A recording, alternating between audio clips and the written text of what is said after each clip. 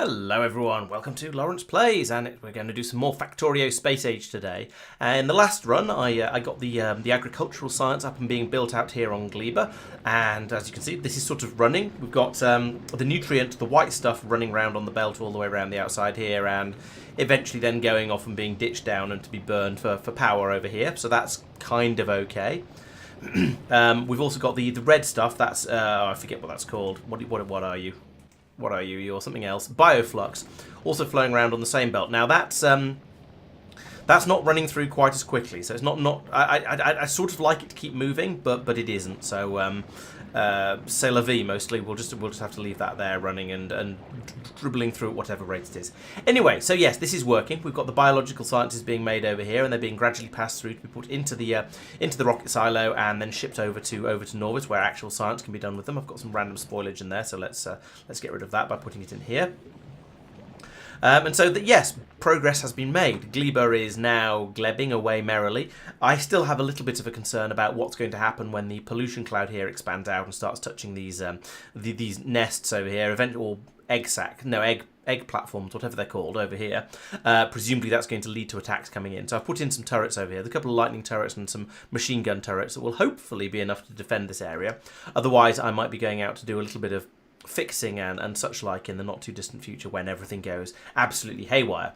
But in the meantime, I'm sort of thinking at the moment the next thing to do, to work towards, is heading over to Aquilo. In the same way that normally I would say in Factorio, if you're not sure what to do next, work on the next science pack. And so we've got we've got a few things that need to be done before I can do that. So I need to get the carbon fiber research, which is happening at the moment. I need to get rocket turrets, and I need to get advanced asteroid processing. Neither of which are actually in the queue at the moment. So I'll add those in as I go along. That's fine. I'm not too stressed about doing this quickly. I just want to have an idea of what's required as I go along that way. So I'll let all of these trickle through and then come back and probably add. Yeah, I guess I'll add these ones in as well, just because I feel like I might as well. Because it's kind of the next thing on the list to do is head over to Aquilo. But I've been told that I'm not really ready for it yet. So I'm clearly not ready for it yet because I can't do the planet discovery science yet. So yeah, but that is working quite well. If we look over on Norvis, we can see, if I turn the pollution off so we can see a little bit better, we can see over here we have a nice supply of, well, I was going to say we have a nice supply of all of the science packs here. That's not actually true. We've run out of the agricultural ones along here because they've all been used up or because they've all turned into slime. Actually, I think it's because they've all been used up. That one hasn't actually turned into slime yet. Are there more of them on the belt making their way along? No, doesn't look like it. So I guess what we're doing at the moment, where is I've lost track of which ship is which. I think it's the Spock is the one that goes like that. So that's stopped it in over Gleba at the moment and is waiting to be sent up 200 agricultural science. If we look down on the planet, we can see that so far we've made almost 600. So I don't know why that hasn't launched. Now I kind of don't want it to because those ones are about to decay and go off. So I'd rather not launch those. But I'm surprised they haven't been sent up yet. Oh, is there actually... No, there isn't a rocket available. That's why, because we've run out of blue circuits. Okay, so there we go. We've run out of blue circuits, which is the fault of the Gleb, which is currently in orbit over Fulgora and is waiting for more blue circuits to be delivered. If we look down on Fulgora, we'll see that we're not launching blue circuits at the moment because we... No, we do have a... Oh, because we're trying to launch rocket fuel instead. Okay, I guess that is happening. We're loading it up with rocket fuel. That's not ideal. I see. So we've got enough blue circuits. We've got enough. We've got virtually enough low density structures, but we're making both of those over on the other planet anyway. So let's drop these down to 500 for now. 500 of those and 500 of those. 400 of those, and that's now immediately. Then these numbers over here need to be changed as well. So that's fine. That one needs to be dropped down to a 200 as well, because that's all I'm waiting for. And ammunition is a bit low as well, but 800 is plenty. So we'll drop that down to 800 as well. And there we go. The ship can now set off. So that is progress of a sort. If we look back over at Gleba, we can see, yes, there we go. All of those science packs have now gone off. They've turned into spoilage, so they're being merrily unloaded over here. So... yeah, at some point we are probably going to get a rocket turning up on Norvis with some science packs that are virtually completely spoiled, which is not ideal. It's going to be a bit of a waste of logistics effort and so on, but I don't think I can really tell this to...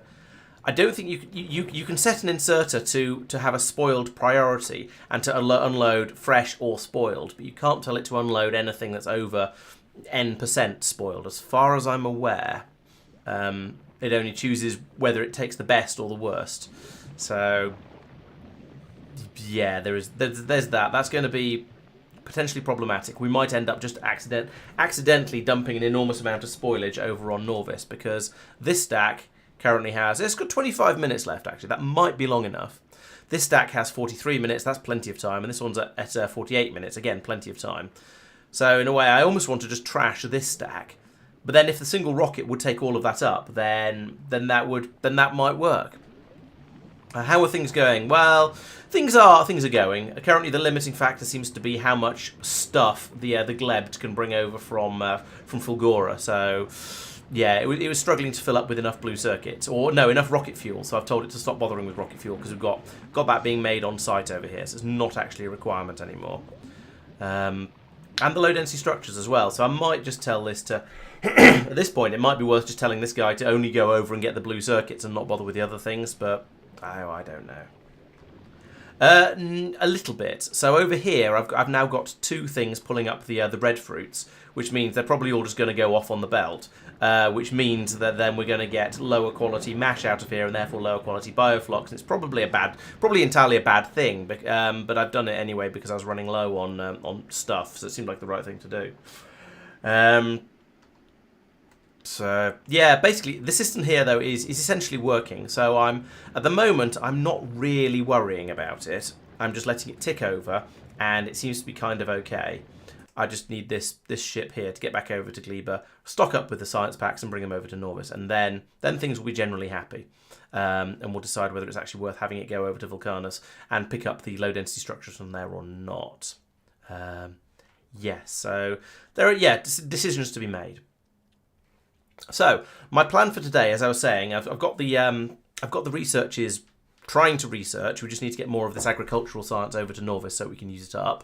So then that's going to get me closer and closer to potentially heading out to Aquilo at some point, which I can't really do yet. But in theory, eventually I'll be able to go there and have a look around, see what's going on, decide what I want to do out there.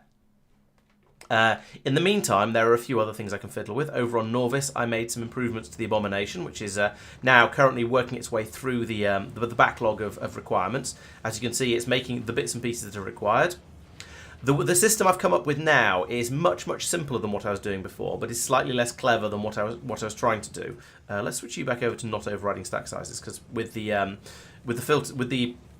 priority set all the way through here, it doesn't really need it quite so much.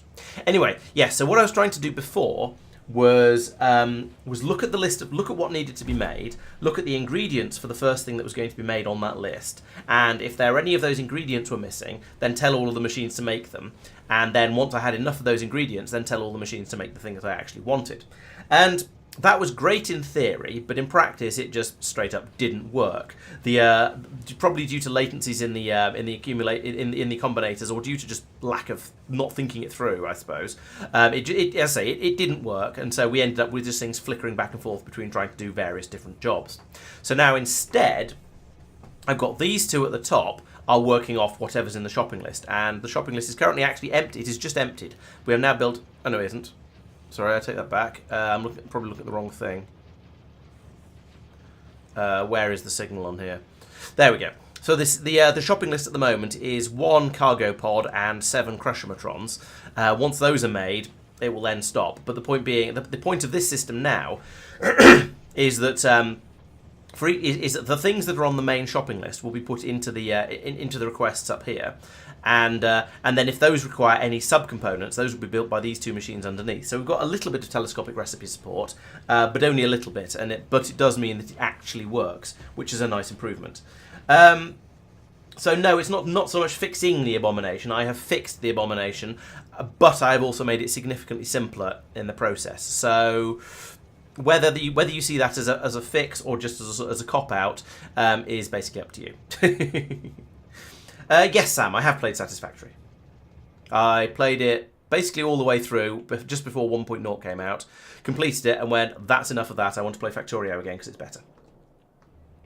It does most of what I want to do. I did play briefly with having that same system and then passing on the requirements for this recipe over to this one and the requirements for this recipe up to this one, which would mean you would then be able to make tier 3 assembly machines, because tier 3 assembly machines require tier 2 assembly machines, which require tier 1 assembly machines, which require cogs, and therefore it requires 4 machines in a telescope to make them.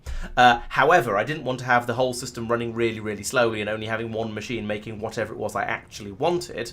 And so I put in systems that were saying, if you're not being asked to make anything by the previous machine, then make whatever's on the shopping list. And that broke because the second machine would, because the first machine would try and make, how did it break? I'm trying to remember.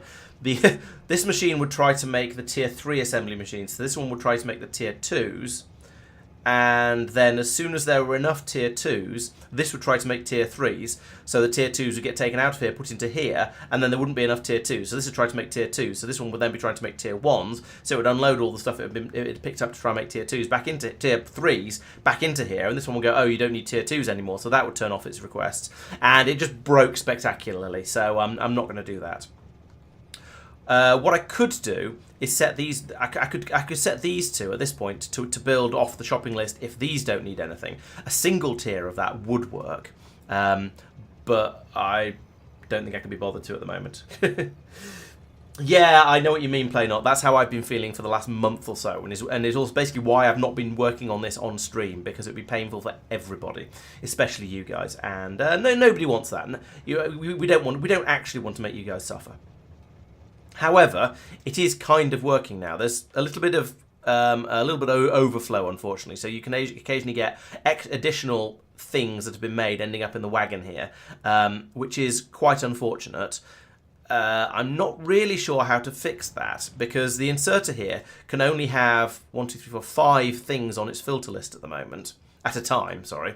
And so I've been sending over whatever's on the shopping list over to the over here, so when the things that are being requested get built, they'll get unloaded. The problem is that if you get an extra one built, it goes into here just after the shopping list has been removed, and then the inserter doesn't bother to deal with it because it doesn't know about it anymore.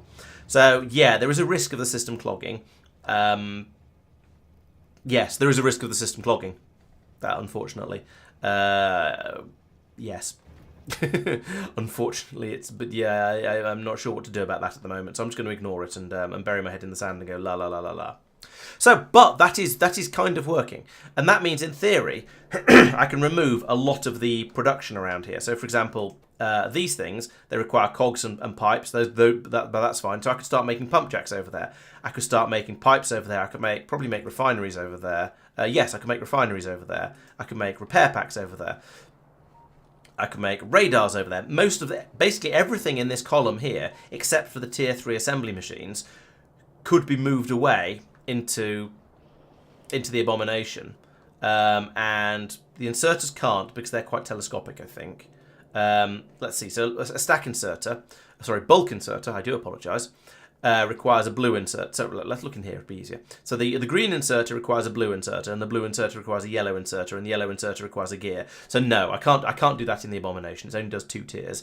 But many things that are being made in this off the bus could be moved over there.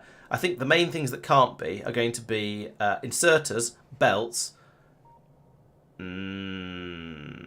assembly machines. Science packs would stay off it, of course. That's probably about it.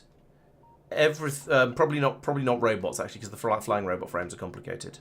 But basically everything else could now be made in this thing here. So yeah, that would make things a lot simpler. Making the rocket silos and possibly would be a bit of a mess in there, because you'd end up with the pulling in a bajillion of absolutely everything, and then as soon as it finishes making that, it would unload a bajillion of everything and overflow the wagon. But otherwise, yeah. Otherwise, things are working basically as are. Are there any reasons to move things to the abomination if the dedicated area is already built? No, other than the I want to, no. If things are already being built quite happily by other systems, there's no actual advantage to moving them into the abomination, except that it would save a small amount of space. So, for example, I could probably move all of these things here into the abomination, and it would save a block here that I could then use for something else. But I think I've got most of the stuff that I'm going to be wanting to build on here now. It all kind of fits. I could start building below the bus if I wanted to. So, yeah, I think this is a design that would be more useful now in my next game rather than now. So, yeah, it was fun to design, fun to build, kind of. Fun to have the idea of, anyway. And it's going to allow me to just build random extra stuff that I need, but there's probably no massive advantage to moving new things into it. Hello, Jose. Welcome. So, I'm now down to the what do I want to do with myself question again. So the Gleb has arrived here, so that should mean the Spock should be able to get its stuff. What's going on here? Why do we not have any blue... We have blue circuits. Ooh, what? Oh, I've screwed up. That's why it's not working. Okay, my fault. Well, I mean, everything's my fault because it's Factorio. It's a single-player game. Including the having run out of inserters, apparently. That also would be my fault. Fine, have a bulk inserter instead, then. Right, there we go. Now we can actually make this damn rocket. How long we got here? We've got 15 minutes on the spoiler counter. That one's 41 minutes. That one's 33 minutes. Let's take these ones out and put them in the waiting to spoil box over here. So I've got this box here where I'm just waiting for things to go off and then I can dump them out. Except that's not going to work. Let's pick that box up. Let's put in a box here and an inserter like that, which we will filter to only do spoilage. Like that. What are you taking with you? Right, so it's only taking... for some reason, it's only taking the one stack with it, which is a little bit odd. I might go and tweak some numbers in a moment. Anyway, so I can put these science packs in here, and they will gradually continue... They'll continue to go off. In 14 minutes, they will turn into spoilage, and they can be dumped onto the belt over here. Fine, we've got rid of them. That's dealt with. So, my thinkings... Up here, we have this ship... that is waiting for agricultural science packs to come in about 200 at a time. It'll fly off when it's got those. It'll take them over to Norvis. But when there's more than 200 down there, it's only bringing 200 up. So I think what I want to do here is set that to 2,000, but a custom minimum payload of 200, and then change this from all requests satisfied to item count, agri-science, is greater than or equal to 200. And I think this... That's 2,000. That was not what I meant to type. 200. And I think this means that the spaceship will get to Gleba orbit. It will say, can I have 2,000... Can I have 2,000 science packs, please? And the system on the ground will go... Sure, well, I've got 200, so we've got a custom minimum payload, so we'll launch a rocket with 200 in it. That'll come up, it'll unload those, and then we'll go, aha, we've got 200, we'll set off, we'll go over and deliver those before they turn into cheese. Alternatively, if the rocket silo has 500 in there, because it's been quite busy and productive in the time that the ship has been away, then we can turn the, then because we're asking for 2,000, it'll launch a minimum payload of 200 and whatever else is in there up to 2,000. We'll get quite a lot more being delivered, and we'll get more being taken over to Norvis, and they'll be a little bit fresher when they arrive. So I think, based on my very limited understanding of how the game works, because I haven't tested this is just me making it up as I go along, I think that will probably help. The edge case I haven't dealt with yet, it occurs to me, is what will happen to anything that spoils in the silo up here. And now, at the moment, it'll just gradually fill up with spoilage, which is a bit gross. I was going to say, let's just unload any spoilage on Norvis and we can deal with it there. But actually, we could tell Gleba to request all of the spoilage, like that, and then just ditch it dump it onto the dumping belt. Come on, I've got a green inserter, haven't I? No, I've used them both up. Where did the other one go? Oh, over there. Ugh. Handcrafting stuff is at this stage. Jeez, at this stage of the game feels very strange.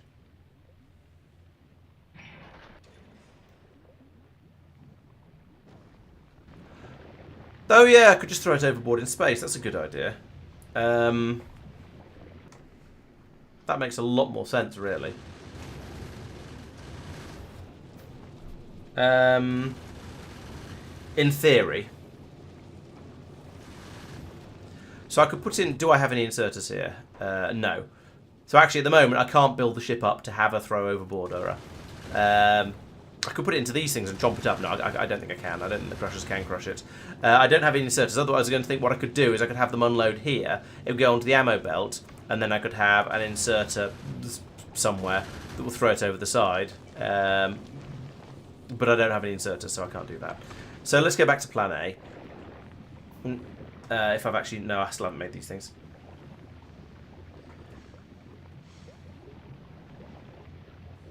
So, what do I need to do at this point? Right, so I need to make these. I'm getting a little bit fed up of the lack of basically having to handcraft this level of stuff whenever I want, well, anything at all. It's a little bit silly. Part of me is tempted to stick in a recycler to dismantle some of these blue circuits. That would be quite a silly way of doing it, but it would totally work. My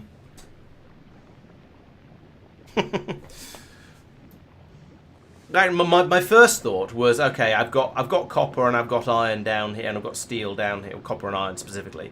Let's just start, and plastic up here. Let's just start making the circuits. But now I've thought of the idea of dismantling blue circuits that are being brought over from Fulgora. It does feel easier. In a sort of a kind of stupid way.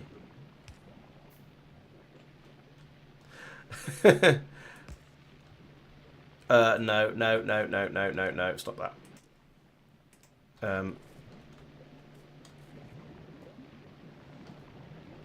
Of course, I can't put that back in here now, can I? Oh, yes, I can. I can do it manually. Alright, that's not so bad. You are supposed to be filtered to just spoilage. Although, given that it goes off to a burner disposers over there, just having the rocket fuel go down there wouldn't have been the end of the world. Anyway, right. So, yeah, but they're free. They're just getting dropped from space. So we've got no shortages of them ever. Why not? But yeah, I agree. It does seem a bit ridiculous. And it's okay. So we're requesting the spoilage there. It'll now get unloaded by this thing, like this. And then disposed of in the burnernators. Yeah, free in the opportunity cost kinds of way. I apologise for my blatant hypocrisy there.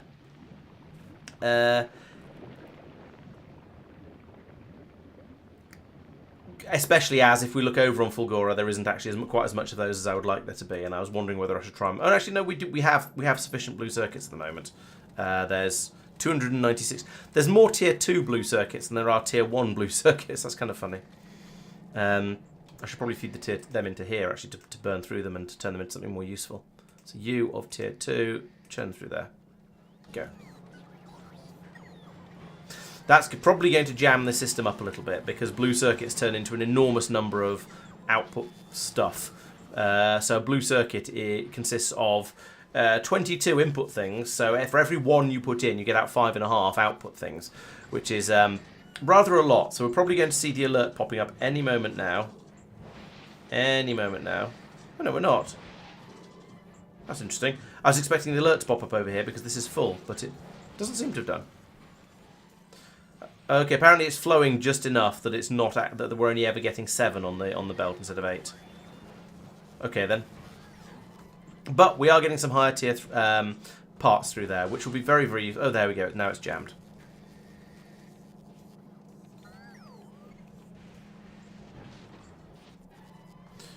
Maybe that was a mistake.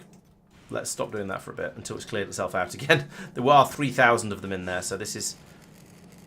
I hope this is going to manage to clear itself out, because otherwise I'm going to feel very silly. It's not completely broken yet, but it's also not happy, and it is also still unloading another 90 thingies, blue circuits.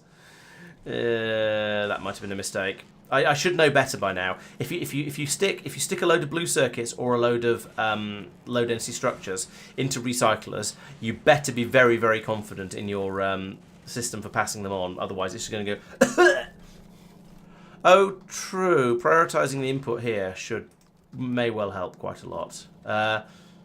It's still kind of jam. Oh, and down here we already are prioritizing the input from this side, so we're not dealing with any scrap at the moment. We're just trying to churn through all of this, and it hasn't quite broken because, as I say, there's these few machines at the top that are still valiantly trying to demolish everything that's been put into them, and then some of them are doing blue circuits and just making things worse. However, these ones are doing. Oh no, there's some low density structures that's going to go bang in an uncomfortable way. Yeah, it's all a bit horrible. Let's not look at it for a few minutes and then come back and have another look and see if things seem to be better. So, have we got any green moss science coming through yet? No, it's still on its way over. Okay.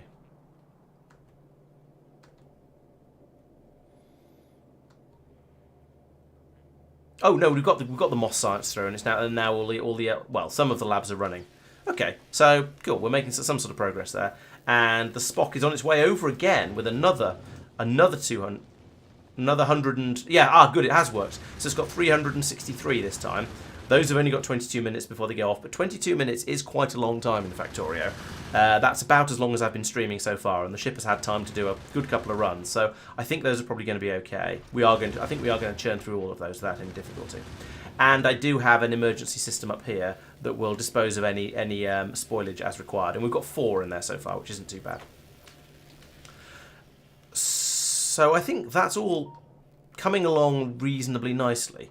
I'm actually kind of okay with all of this. So the next thing to do is to start thinking about the sort of things that I want to go in and beat into submission. I mean, into working better before I start. Now I've got a little bit of space in my brain for improving things. So quite high up on the list is the coal liquefaction recipe over here, because we're using the one over here which uses coal, calcite and sulfuric acid. And if we look at the numbers here,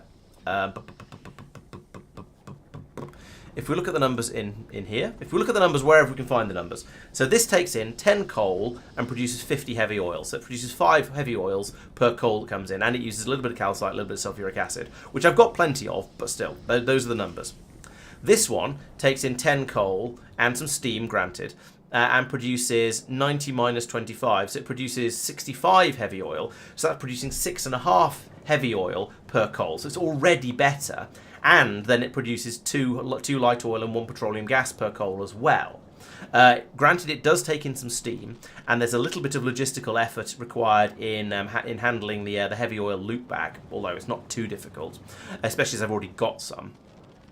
So yes, give me that back. So yes, this recipe is a significant upgrade over the other one, with 2 complications. One is that it's going to require me to pipe steam in up here, but since there's already a pipe bringing in the sulfuric acid, I don't think that's going to be particularly much of a difficulty. And also, it's going to output all 3 of the outputs, and therefore the pipage along here is going to get quite a bit more complicated. I haven't yet decided how I'm going to deal with that, but I am going to have to. And there isn't really the room along here to do so. What I could do is have my oil processing sticking out over this side, although there is another demolisher over here somewhere. So there's only so much distance I can build before we're going to have issues with that, although I could have it turn through 90 degrees and come down this way. So I could just build more and then pipe it back up and pipe all of the products that are back up here. That would be probably the simplest way of doing it. So I think, yeah, let's do that. I'm going to leave the first machine along here, I think. Yeah, let's leave this one available in case there's an emergency and I use up all of the heavy oil like a muppet, because that's not impossible. It's the sort of thing that I could see myself doing. We'll then turn all of these machines off and probably dismantle. In fact, we should have all of them in there and being turned on and off as required. And then all of these machines and some more can be doing a slightly better processing recipe. Steam is virtually free. In theory, calcite you could eventually run out of, and your amount of sulfuric acid you're producing will gradually trickle downwards. Also, I'm using quite a lot of it for power, but yes, steam can certainly be brought up and added into all of the other things available up here. That's what I'm going to do. I'm just going to bring it in from this system down here, since I've got plenty of it and it doesn't cool down in Factorio. So, first things first, let's unrecipe these guys and remove all of this pipe, and all of this pipe, and this pipe, and I suppose this pipe as well, just for sake of completeness. Right, okay, so this is where these are all going to now be doing the steam cracking method. In fact, let's empty this pipe as well. Bloop. There we go. Right, so you're going to be doing the steam-based coal liquefaction, like that. In fact, all of you are. You need the steam to come in, and you need heavy oil to be supplied. So, oh, okay, that's going to make things a little bit more complicated. I forgot those two fluids coming in because I'm bad at thinking things through.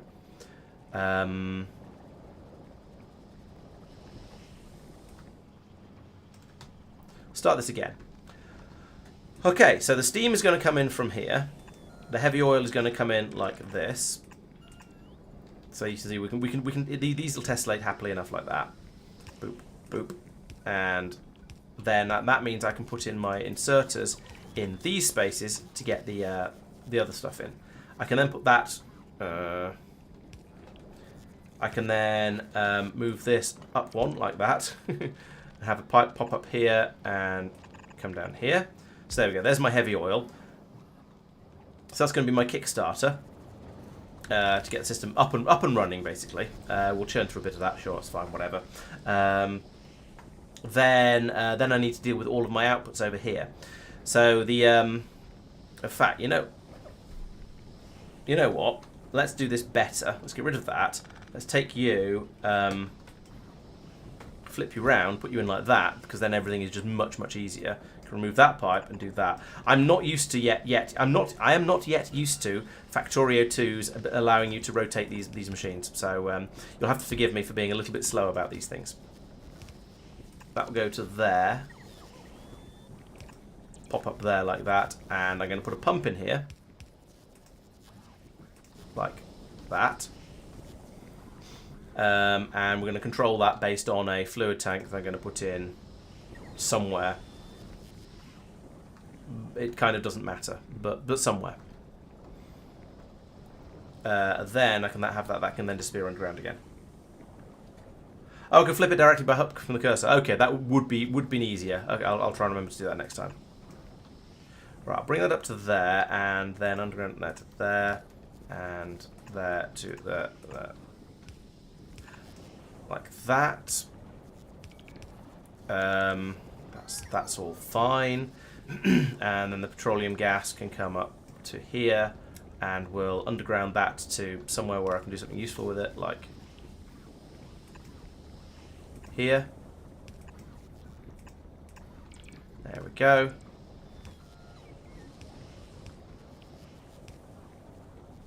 And then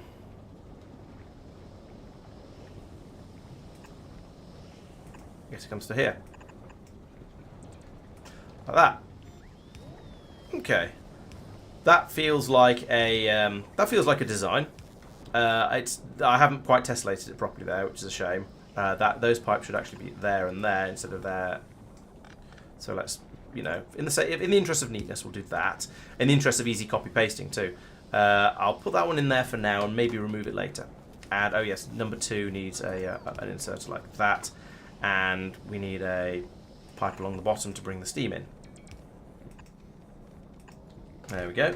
So now I can copy all of that, I think, and then pasty, pasty, pasty. Where's my demolisher territory? Oh, still quite a bit further. I don't think I need that much more, but I think.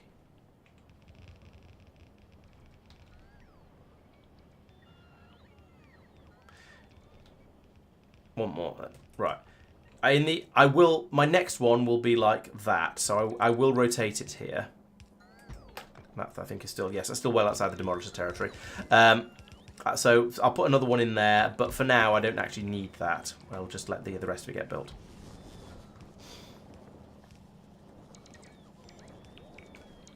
And, oh yes, power would be good.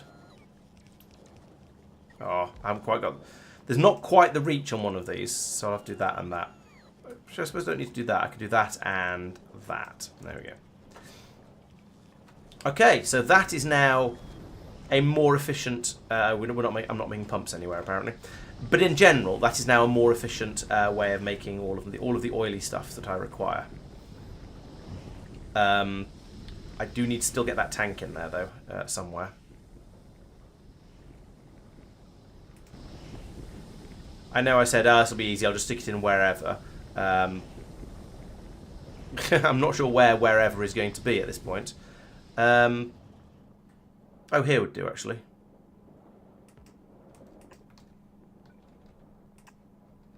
It does mean an awfully long belt from over here. Sorry, not belt, cable from here to... What do you mean, why I can't read? Oh, for goodness sake. A long cable runs from here to here, and oh, we also do all these guys. Right, so I want you to enable when heavy oil, there it is, heavy oil is less than 2,000. Basically, it doesn't need to be much. Copy that across all of them. So they'll now run until there's 2,000 in this tank over here, which doesn't exist. That's another thing I need to make. Okay, I'm making little motors up here. I'm putting them not on any kind of belt. Great. So I'm going to need to make tanks and pumps up here as well. So the pumps are going to be awkward because they require motors. Engine units, whatever. And steel and pipe. Steel and pipe is fine. Get those from here and here. I said here. And then I guess we get the motors from here and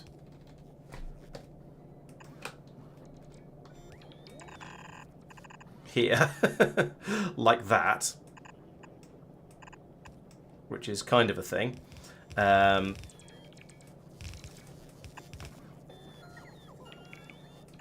then over here I'm going to need to make the tanks as well. So, boom. No. Boom. Boom. Boom. I am neither, yeah, Jose. However, I'm about to start making pumps. They don't exist over here. But I've got a good enough set. Unlike Gleber, I've got a good enough setup over here that I can just I can start making pumps without too much difficulty. And the same with storage tanks, which are just iron and steel.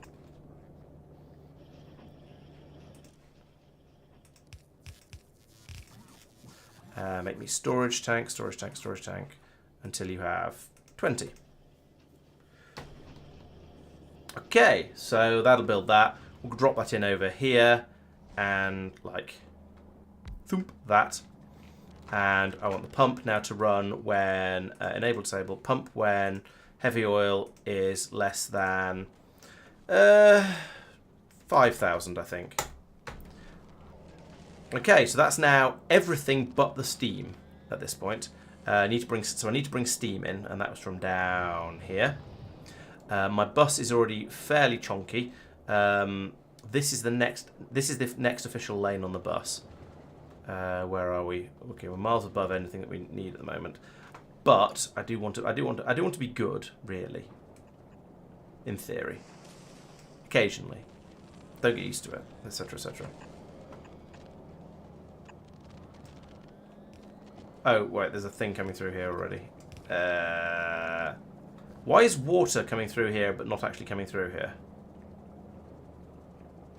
Let's get rid of that. And that. Then I can get rid of that. I have the pipe come through here.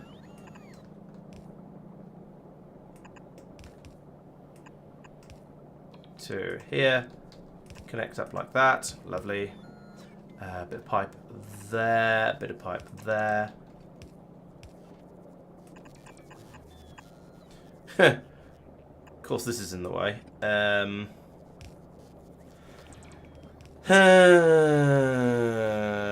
going to have to break the bus rules here, aren't I? Just to make things work at all. So have that come across to here, and yeah, we'll use this lane of the bus. I don't know what I'm taking, what lane I'm stealing from here, but it's going to have to be.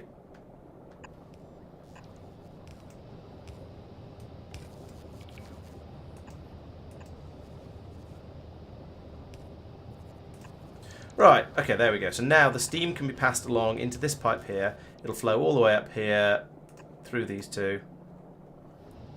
Okay, we've got steam, steam, steam, steam, pipe, pipe, steam, and across here, and into here. There we go. Now the coal is running through a little bit more because we're starting to use it. All these machines are kicked in. Boom, we are cooking with steam. At this point, I feel it would be nice to have a solid belt of coal coming in rather than this half calcite nonsense. Just mix the calcite in just for the top part, but the mixing's happening over here, which is a bit awkward, and you know, I think we're probably going to be all right. Probably. Yeah, we've got too much petroleum gas, too much light oil, so that is a problem I'm happy to have. I should probably put in some sort of controls on these, telling them to only run when there's appropriate amounts of everything available. So let's put in some more tanks. We'll take you. We don't actually use heavy oil for anything apart from kickstarting all of this. Where does lube come from? I mean, I'm clearly making lube somewhere, but that's normally the thing that requires heavy oil. Oh, I'm just straight up making it down here. Okay then, fine. In that case, let's put in a tank here and a tank here. Oh, that means all of these will need to be pumps, because I've got so many of them.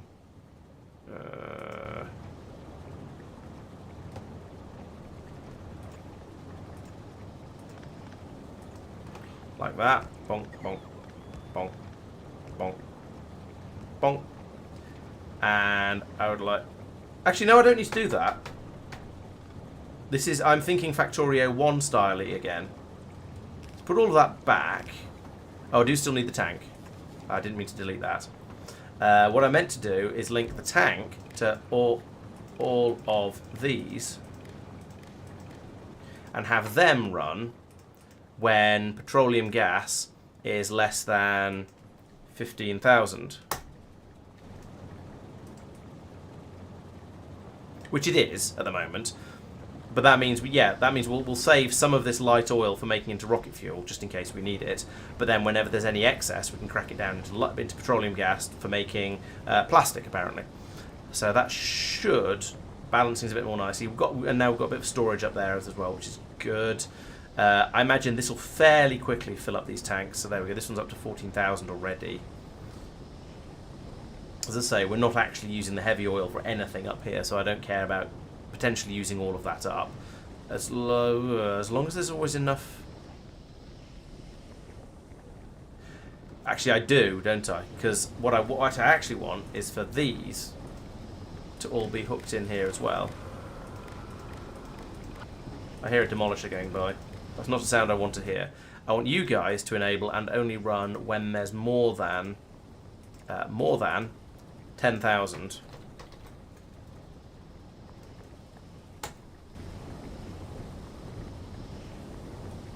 Wait, that's not going to work. Let's set it up and then think about why it's not going to work. So that's not going to work because this pump stops when there's less than it'll stop. So actually, yes, if I can, I don't need the pump at all. The pump just runs all. The pump can just run all the time. In fact, let's get rid of the pump because we don't need it. I do need a red cable coming through here, there, like that. So what we've done now is we've set these machines to run when there's a real shortage of heavy oil over here. So I've got some bootstrapping for these machines, so make sure they will always be able to run. Fine. Then I've got these ones across the top here set to only run when there's more than, I think I said 10,000 in here. So that means that we'll only use up the heavy oil at all when there's a plentiful supply in there. So we should never need to run these ones. It's just there in case of an emergency. And in the meantime, we've got the light oil coming out from this stage, and also we could, in theory, get to a point where we don't have any light oil available to make the rocket fuel. You're right, it is missing petro output. Let's modify that one slightly. Thank you. So in theory, if we do too much making of rocket fuel and not enough making of plastic or sulfur and explosives and yada yada yadas, then in theory it could jam up because we would run out of light oil completely. I want to say that's fairly unlikely. I'm not sure how true that is, but especially once this gets up to its 10,000, which it basically has done now. Yeah, we're going to get a lot of light oil being made by these machines along here. So I think we should be absolutely fine. But I guess there's an element of wait and see going on here. Yeah, sure, put the productivity modules in the machines that aren't hooked up to anything at all. That's a good idea. I'm slowly making prod 2s up here in order to make all of my various machines around here that little bit more productive, because, well, they were chewing through the coal too quickly before. So I've tried to boost all of this as much as possible. Okay.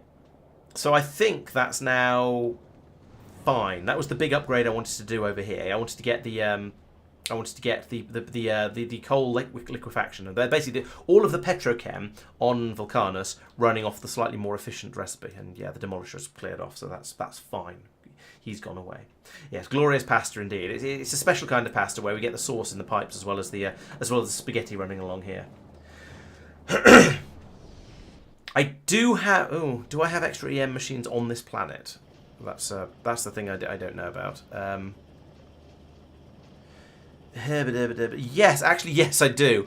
It's a bit late now because I've made pretty much enough of them. But yeah, that's a good point. I should have been making these with the EM plants rather than with assembly machines. I've not got quite so used to thinking of that yet. I'm not sure what you're suggesting I should be checking the production for, Jose. Okay, so I was saying in the last stream before I came in and started fiddling with these things, that I was basically pretty happy with how Vulcanus is going. Things are looking pretty good over here, but there's still, well, we've made a big hole in the coal up here. At some point, I'm probably going to need to come over here and put in a secondary row of mining drills down here. But at the moment, things are absolutely fine. It's going to be a while till we use up all the coal all these machines can grab. So we've got a while yet. I'm not too worried. I believe the science packs are going absolutely nuts. We've got plenty of those. That's not a problem at all, especially as we're not actually using them at the moment. So that's all fine. Fulgora, yes, has tidied itself up. The very, very slow clunking through that it was doing, as somebody pointed out, does mean that it will probably eventually sort itself out, and it has done. So I could call in some more blue circuits over here now. I'm not 100% convinced that the setup with them with the prioritization here is a guarantee that it will never jam up. I think this will still have the same sort of jam, but I'm curious enough that I'm going to give it a try and see what happens. So yeah, they're going in here. We're getting now floods of green and red circuits coming out, as you'd expect. So that flood eventually will load up the belts down here, as it's sort of doing now, just about.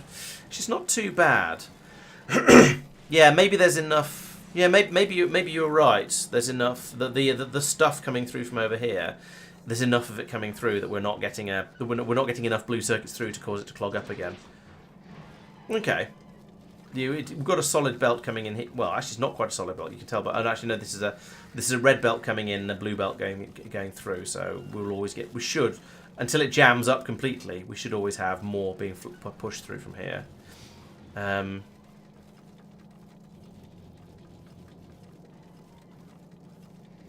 Yeah, you can see the blue circuits gradually filtering through up here. You see, I like how now you can see the stacks in the stack, and then sorry, the bulk inserters, and you can see them sort of slowly dribbling down like that until as they get passed through. That's quite cool. Yeah, and so yeah, okay, that does seem to be working, and that's got rid of most of the. Well, no, it's got rid of a chunk of the tier 2s that were in here. We're making some progress there. We've got a lot of normal blue circuits coming along here now, so things seem to be doing pretty well. The system is basically happy over here, at least until the glebed turns up again and says, "Hello, could I have some more of all of that stuff?" Spock is on its way with some more science. How much has it got this time? 201. Okay, I mean that's a perfectly healthy quantity. There's 37 minutes left on the science packs. That's good too. And if we have a look over on Norvis, how are we getting on with the sciences here? We've used... no, we haven't quite used them all up yet, but we've used most of them. Yeah. So this sort of implies that when I'm trying to do agricultural-based sciences, I do need to bring over more than 200... Well, I need to bring over more than 200 at a time, but not so much that. I need to be making them faster here. So potentially, I should have a second machine here that's making the that's again doing exactly the same as what we've got here, running off this belt, and therefore I'll have to move this across and but that's doable. So yeah, we're not making the green and goopy sciences fast enough. So let's do a bit of that. So I would like to move you to over here.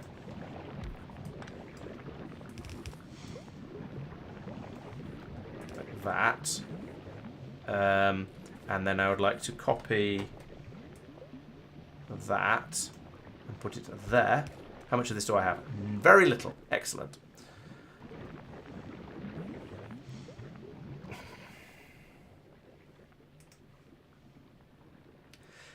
It's small enough quantities that I'm very tempted to just use a recycler. I don't know. Do I have any concrete on this planet? Do I have any concrete on this planet? Is there any in here? No. Oh, it'd be in the box down here if I have any. Boxes.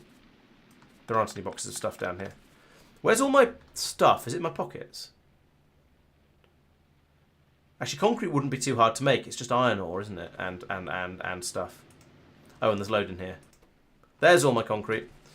And my blue circuits, actually. What else do I need to make a recycler? Steel and gears. Steel. I'll steal that from there. And now I think I can make it. Oh no, as long as I haven't got enough iron, presumably. Oh, I can't make a says there, crafted on Fulgora. So I actually can't make a recycler. That's a bit nonsense, but okay, fine. Yeah, I do remember the devs talking about something being a something about stacks and being problematic. For ages ago in one of the long ago Factorio Friday Facts. Yeah, I do remember there being a thing about that being an issue. Either they've sorted it, or they've just decided not to, or they decided to deal with the lag it causes, and it hasn't been too much of a problem yet. I'm not sure which. Okay, so I'm going to need to make some more bio chambers at that bunny. Oh, and it's not going to work because the nutrients are all the way over here.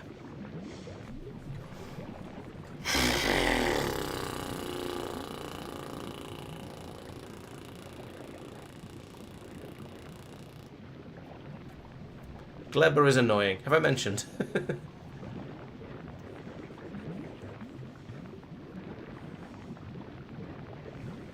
Right. Convolution time.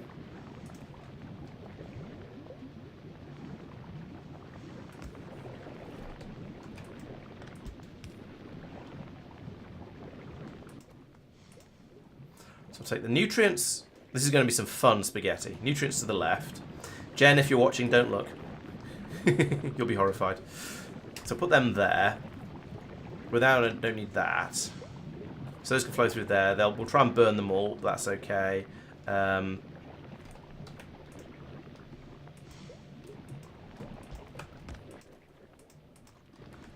They won't burn anyway. And then...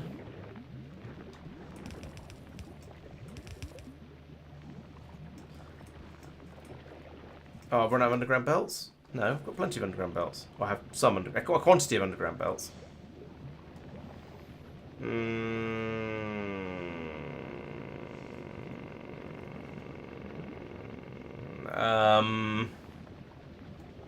Odd duck. That's a very polite way of putting it. I'm impressed by your restraint.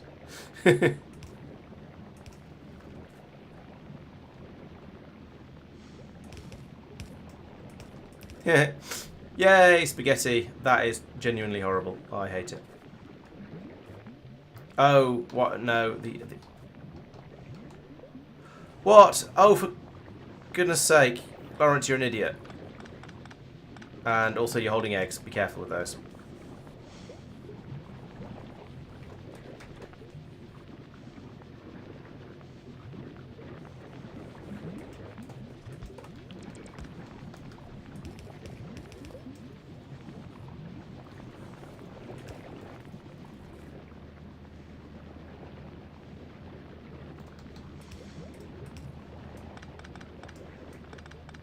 That's less awful. Why are we not getting the eggs coming through here? There we go. Right, how are my eggs doing? I've got 3 pentapod eggs that are... I've got 13 minutes left to do stuff with them. Okay, I would like to make 3 biochambers, please. That requires green circuits and a landfill. The green circuits require copper. Copper requires me to have copper.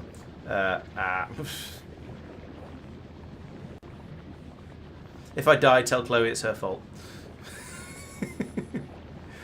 Are you? No, it's just this furnace here is insufficient for my needs. Oh.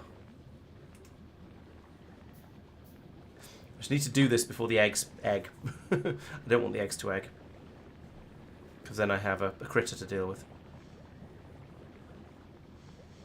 There we go. Right. Eggs are all at least locked up in production now, so they'll get placed. Okay, so this once I've finished one of these like that, there we go. Now we can have twice as many science packs being done. Oh, now I feel stupid. That doesn't need to be a splitter. That just needs to be a feeder straight. Oh no, that won't work.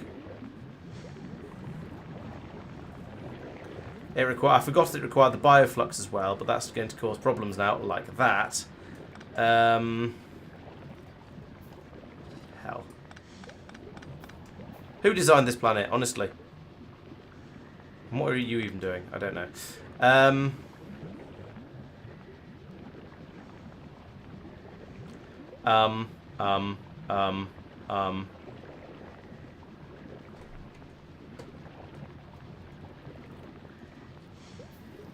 Can I have a 3-sided belt, please? Some sort of weird triangle thing going on.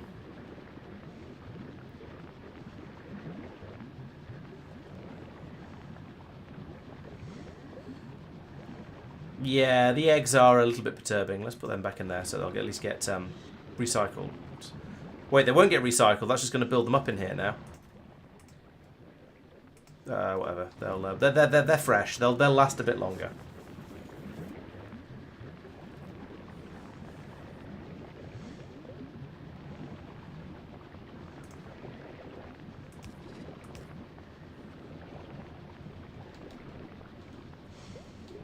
This is getting more and more spaghetti, and I'm getting more and more sad.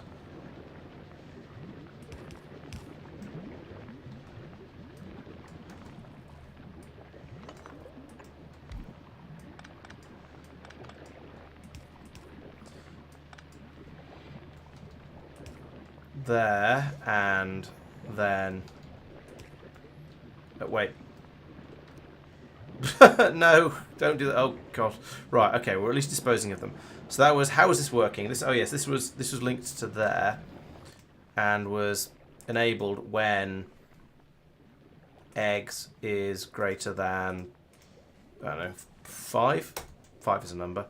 Let's do one item at a time, just for sake of sanity. So there we go. So I'll take that back down to 5. And then along here we'll insert as and when. And also long insert from here. Fine, we'll long insert from here as well. There we go. Nom.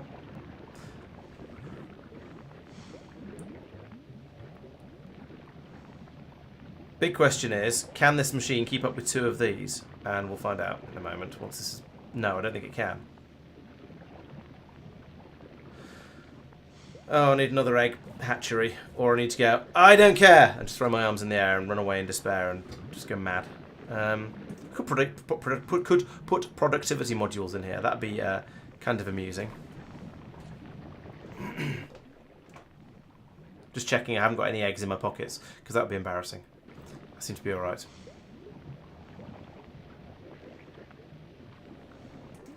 Yeah, I didn't look at the numbers. So that's a 15-second crafting time. That's a 4-second crafting time. So it's this... Oh. After all that... The limiting factor is the speed I'm egging at, not the speed I'm other thinging at. So what I should do here...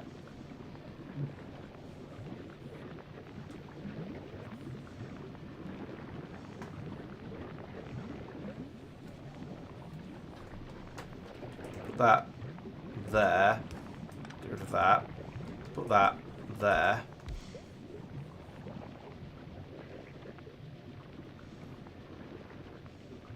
So that hasn't changed. Oh no, I'm not getting rid of the gunk at the moment. Let's get rid of the gunk. So what I want to do is I want to have this one egging. Making it, breeding eggs.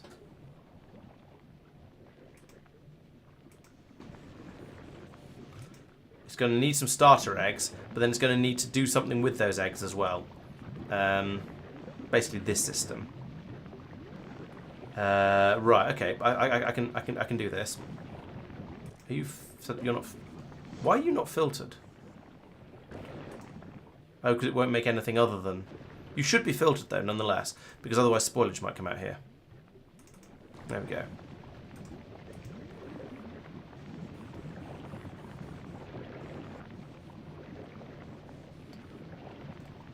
Also, that cable.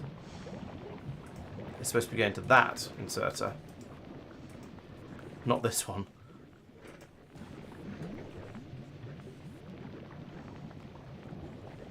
Right, so nearly there. There is a madness in my madness, I promise. So if I do all of that, then I can put an inserter there, if I had any.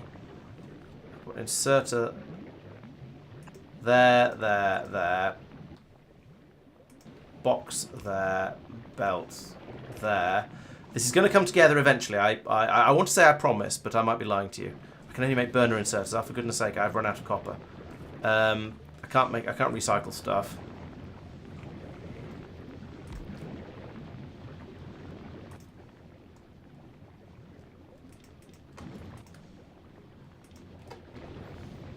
Ugh.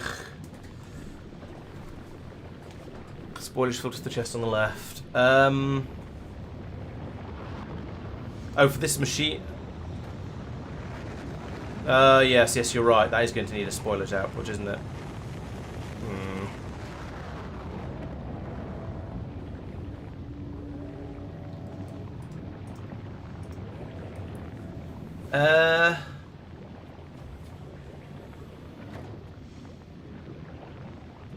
Yes, it is. You're quite right.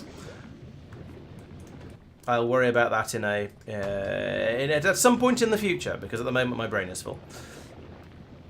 I'd just like to get this up and running to start with. So, right, I want to link that to there and have that run whenever there's more than 5 eggs in the other side. Alright, and now I need to borrow an egg from here. I already had an egg. Why did I already have an egg? I don't want to know, but I've got rid of it now anyway. So now this... Oh no, it needs water as well. I cry.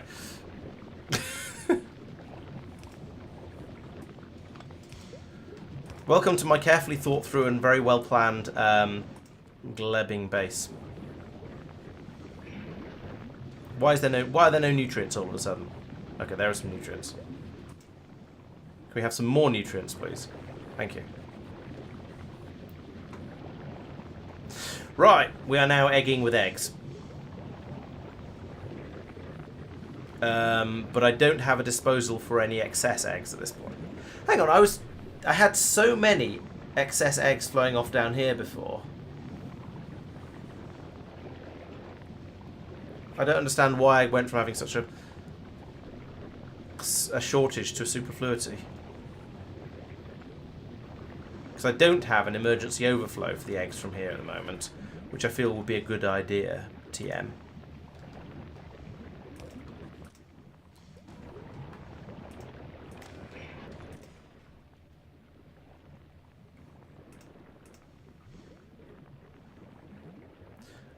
Take the eggs out of there if we end up with more than 10 eggs in the box, I think.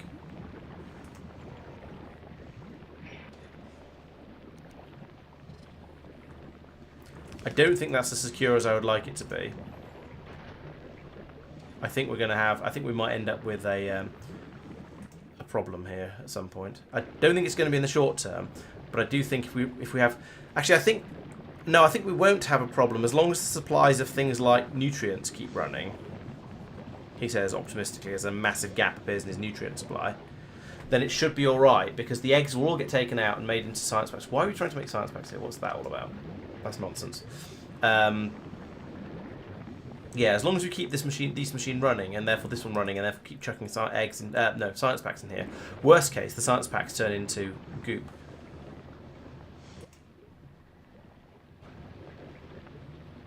Wait, what?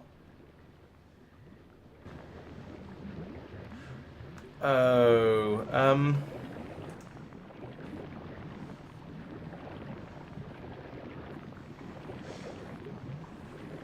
right, this also needs to be linked in here. And this one needs to run if eggs is less than 4.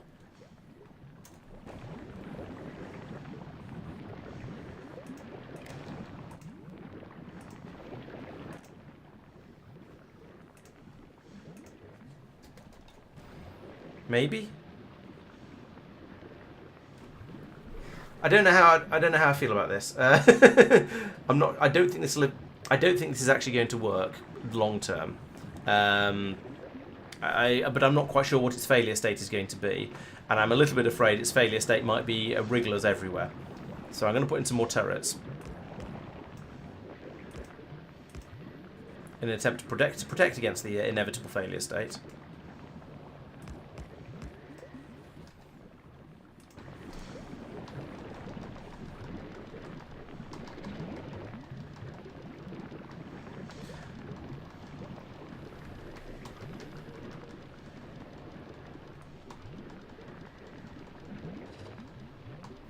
Right, so yes, if anything does come out here, there's 5 turrets here. They should be able to mince it pretty quickly. I think it'll probably be okay.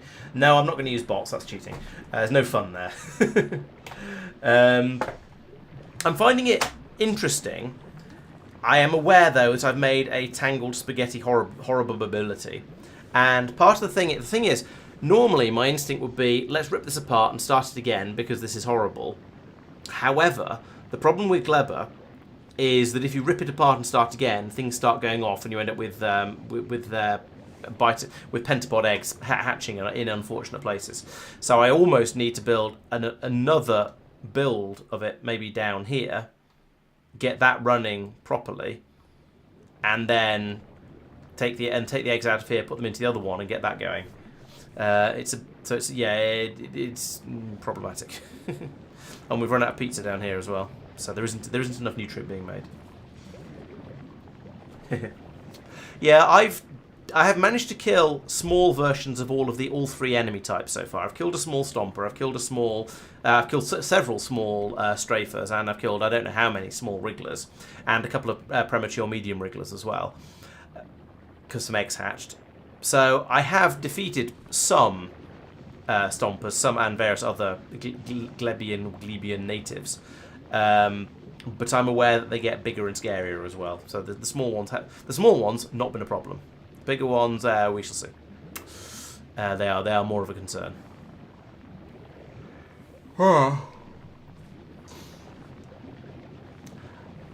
I'm definitely leaning towards the let's try doing this again in a way that isn't horrible, though.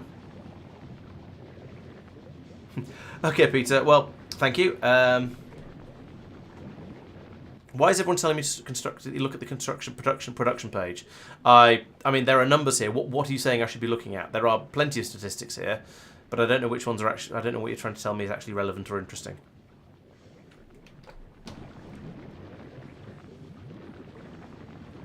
Oh, times yes. You spent too long on all the other planets. I guess you would potentially have some large fellas waiting for you when you arrive. That would not be fun. So, I do think that potentially the sensible next thing to do here on this planet is to try and rebuild. Certainly, we can ignore the metal production area for now. It's kind of working. I mostly don't. It's too slow, sure, but I mostly don't care. What I do want to fix up is the science producing area, because that actually matters. Oh, look at the pollution. I see. Oh, I see. That makes sense. Oh, no, not so far. But then that's not particularly surprising, because if we look at the map, the pollutionometer hasn't quite reached these guys out here yet. There's a little bit being absorbed by my landfill, it turns out, and that's the best I've got. So maybe the answer is to come out here and fill all these lakes in with landfill, so it'll actually absorb some rather than just sending it straight out to the to the nests. So yes, a better system for producing nutrients and bioflux and keeping it flowing would be quite nice. Now, one of my concerns is that there isn't really a way of using up bioflux that's excessive. Oh, you can turn it into nutrients, which you could then burn, I suppose. I think you can burn the nutrients, but it's not great. So where's there's bioflux. So digested by captive bite spawner. Okay, so it feeds it, but it's not burning it in the same way. But it can be used to make nutrients. It can be used to make iron bacteria, copper bacteria. It can be used to make fuel. It can be used to make plastic. It can be used to make sulfur, science packs, or a capture bot rocket, apparently.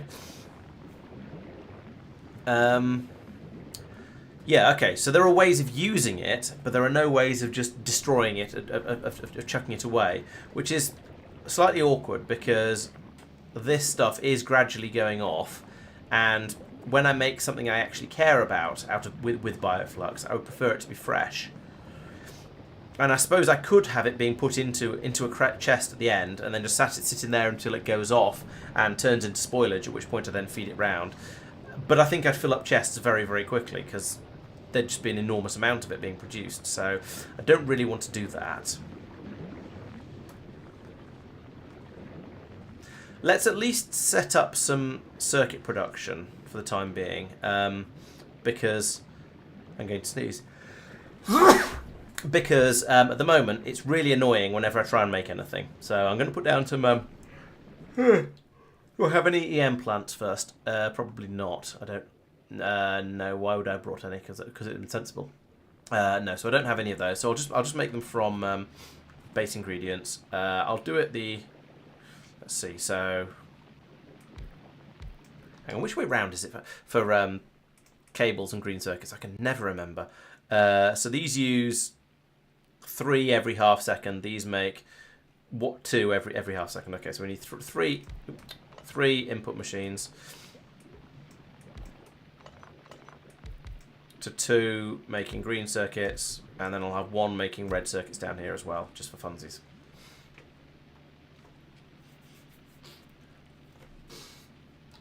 Yeah, that's pretty much how I'm powering my base on Vulcanus at the moment. It's working very nicely. You're quite right. It is perhaps a touch OP. Ooh, rocket's going. How much has it got on it? I don't know. Presumably that 200 actually.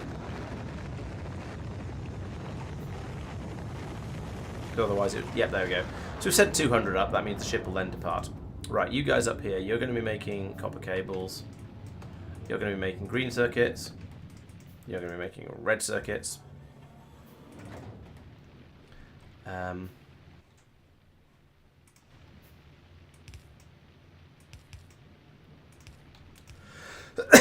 We'll do that for now, and I'll just chuck in copper across those. Stack of iron into each of these. What else do you need? Oh, you need copper cables as well. I forgot about that. But at least now if I'm starting to make green circuits, I can start to make inserters a bit more quickly and easily. Like that. See, it's taking a lot less time now.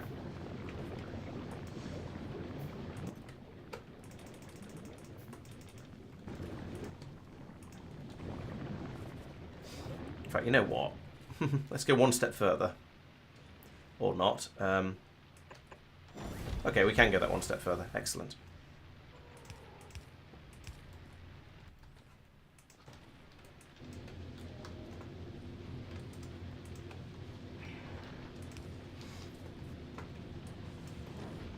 Right, at least I've got some circuits now, so when I start building things, it's not going to be a, oh, I wish I had circuits for this. Vulcanus is pretty good for a lot of things. I'm actually bringing blue circuits from Fulgora because it's just easy.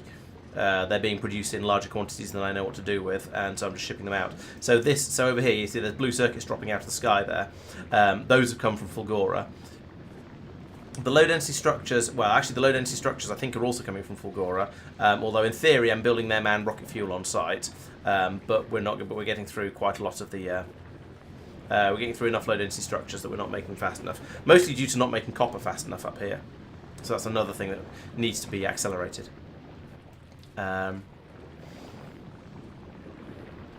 So what's the recipe? The important recipe is this one. The important bit is this system over here. And let's just have a look at some of these to see whether I'm going to get any unfriendly eggs in the meantime.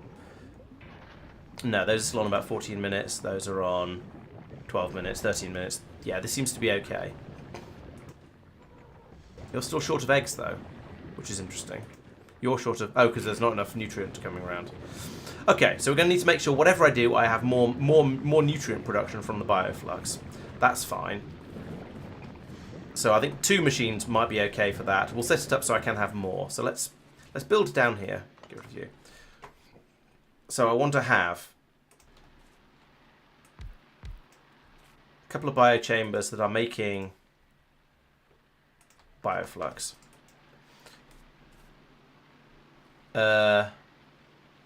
And then I want more that are making nutrients from bioflux like that. So let's say 2 of each for the time being. So we'll have... I've got this wrong already. Let's put that the other way around. And have you guys making the bioflux. Like that. So the nutrients can come out the top side here, feeding all of these machines as they come past. And then round here like this.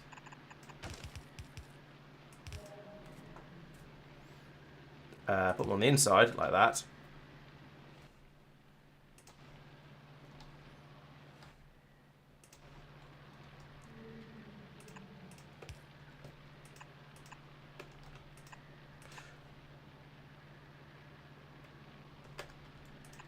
And then we'll feed all of these along here. So, wait, what?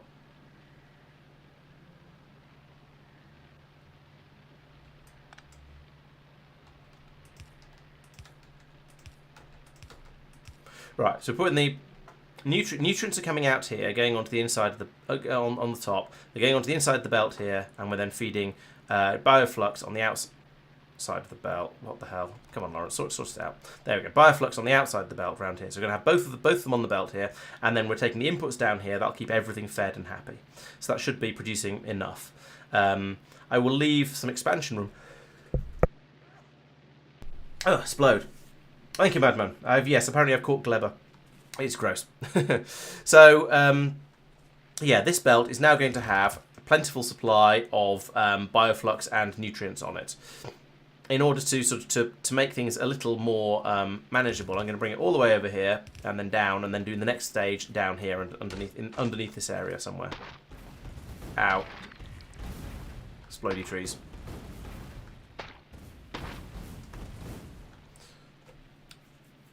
Okay. So that's a start, right? So then what? What do I do with all this stuff? So for now, I'm going to ignore the metal stuff because that's kind of separate. Oh, but I need to bring in the right. So making the bioflux is slightly more complicated because that requires the mash and the jelly as well as the food. Okay. So we'll have up here in this area, we'll have more machines making the mash and the jelly. 2 of each seems reasonable, right? Oh, and I haven't put in any disposal outputs for spoilage yet. So these are the sort of things that I'm going to guarantee to forget. In fact, so given that, let's move this one extra further out like that. And have the main outputs coming out like that. Which means I'll need to set filters on these. So you can be, I don't know, you can be jelly. And you can be mash. Mash, that one. Like that. So that means we'll need to bring in the various types of fruit over here and over here. That's fine, we can do that. And then we'll have another belt down the middle of here that takes away the spoilage.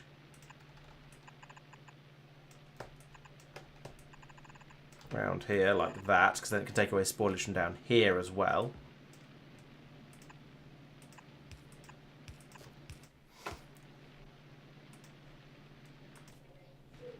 Program? There we go, program. So tell all you guys to deal with spoilage like that. Boink, boink, boink. Oh, I didn't put the inserters in.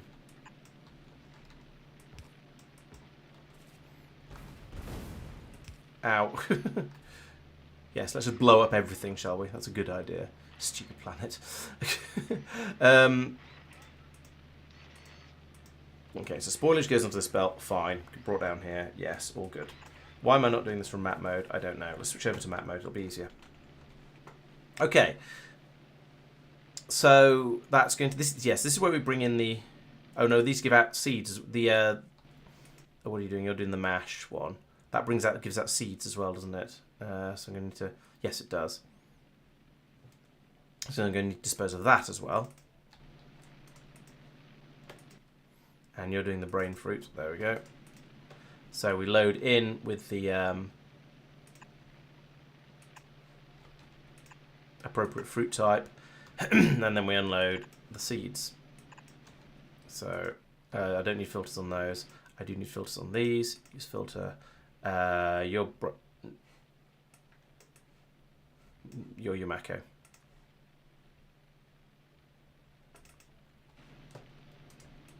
And your jelly nut. Seed.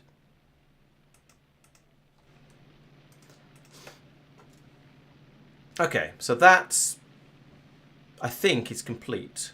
We're dealing with spoilage. Oh no, I'm not dealing with any spoilage on the ends of these belts. And I haven't put the belts in for the seeds yet. There we go, there and there. And we take them away to be reseeded. Actually, this one would just go straight onto this belt here, wouldn't it?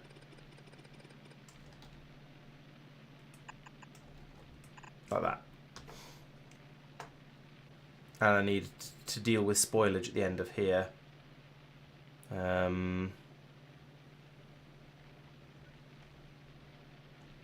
think I can do that with just put a splitter on the end and tell you to filter out spoilage to the left. Sounds good.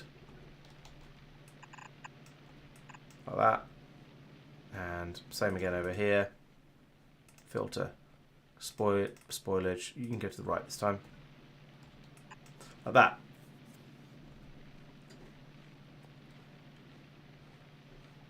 Right. Have I actually remembered everything this time? Who knows? We'll find out.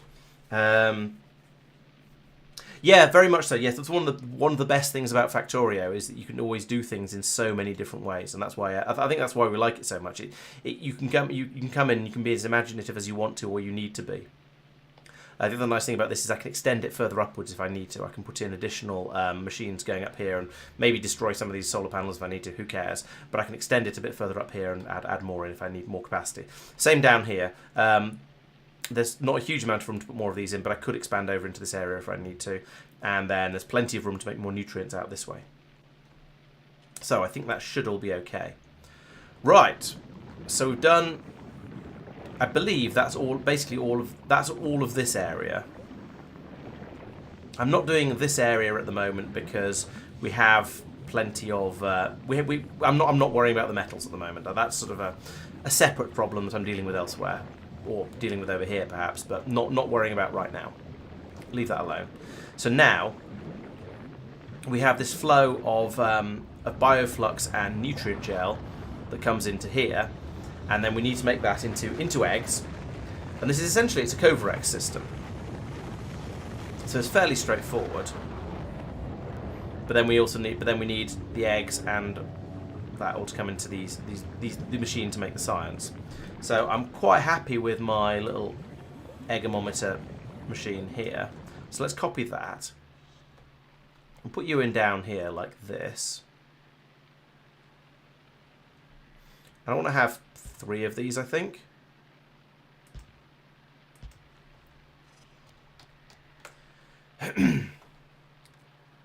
So get water to come in along here as well.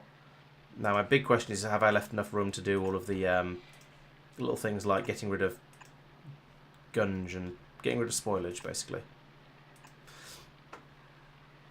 So you're going to need an input of nutrient, an input of eggs, and an input of water. So the input of nutrient is this belt, which I'll run along the back of here.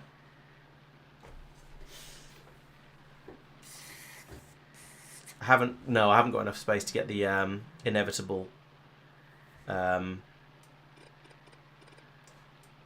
spoilage back out again. So what we'll have to do instead is have the water a little bit further up. So instead, I'll do the water like that. No, I'll move the whole thing down a bit.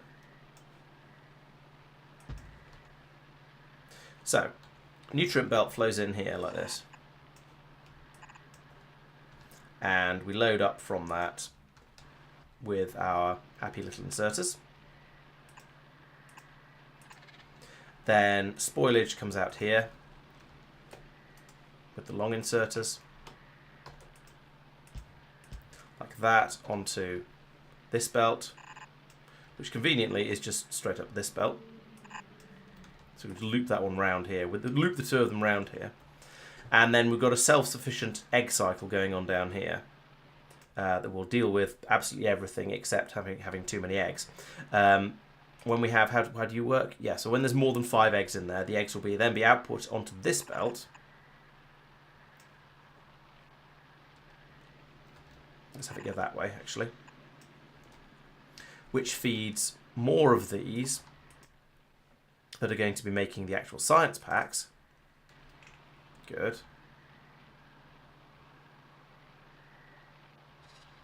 I'm going to move that down a little bit, actually. Let's put that actually down here. Because then this can come across here, and we've got the sort of the turn round at this point, which I think is slightly nicer. So do that. You're going to be doing the science packs, as I say. Load up with whatever you want from this belt, that's fine. Load up with this one from here. Let's bring this over here a little bit because wait, no, this is the input belt. Yeah, that one. This is rather a long belt, but it gives me enough room to put more machines in here if I want to. So that's a good thing. And then we'll have an output belt along here. And you only have your only output is the agricultural science pack and sometimes spoilage. So, if I give you a long inserter, but don't filter it,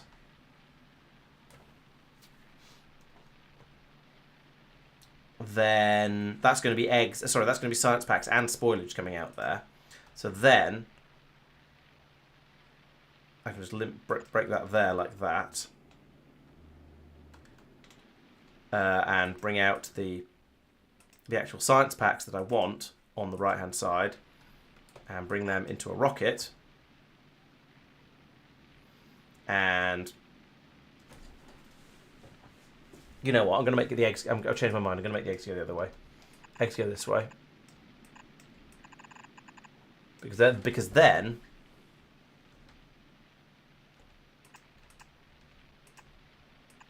they can come down over here and go straight into a Bernie tower like that. And I might as well at that point then produce. I'll then have another one of these heat production, electricity production systems down here, because why not? I don't even know why there's extra. There we go. Put that there.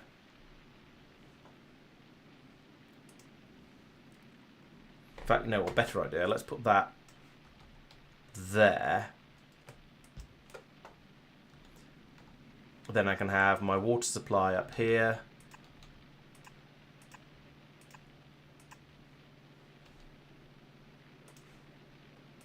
That.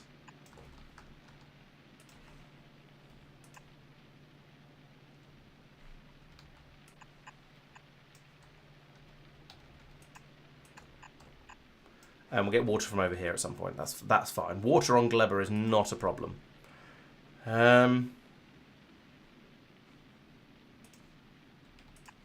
Right, there we go. I've not done power. But other than that, I feel like this is probably going to be a functional system. Oh, I need to filter out the nutrients that have gone off at the bottom here. So this is going to be nutrients and bioflux. So what I'll do.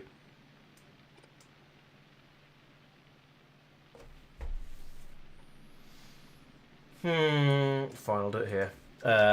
Is I'll say spoilage goes to the left. Yes, left. Spoilage to the left.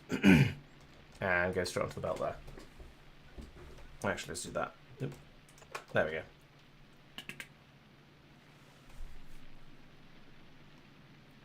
we go. Yes, eggs are delicious, even in capitals. Imagine space exploration bioscience. Yeah, let's not imagine it too carefully just yet, because my brain might melt, and it's already struggling a little bit with what's going on at the moment. Okay, so right, first things first.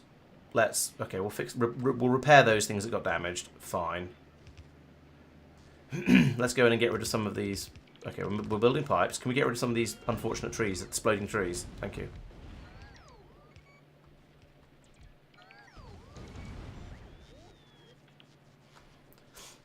I wonder if you could get a chain reaction of exploding trees. That'd be quite cool.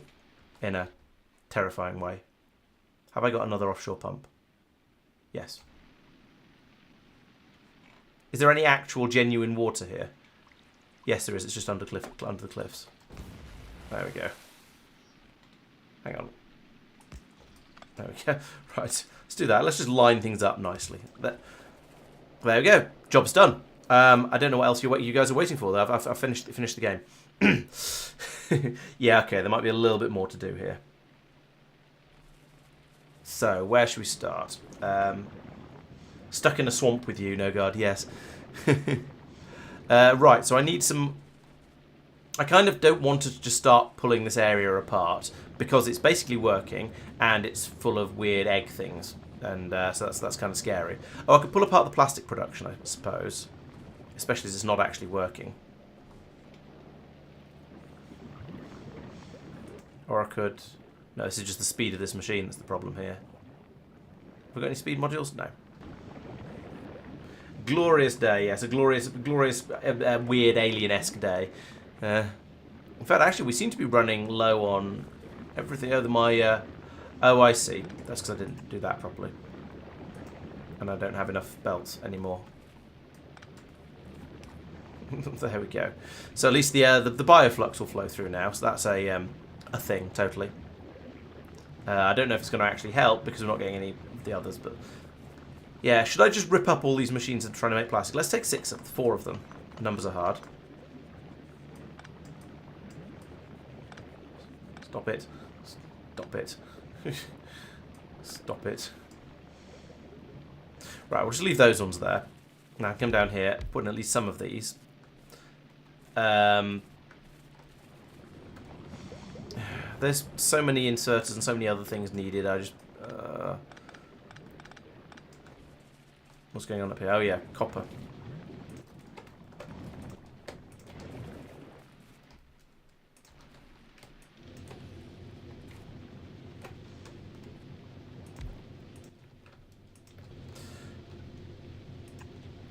And I've run out of blue inserters, of course. I can make 12 of them, though. That's not too bad. It's good. Oh, no. Picking up those would help. Cancel. Cancel. Make some inserters. Don't make those ones. Those are expensive. Oh, no, they're not expensive. They're just awkward and fiddly.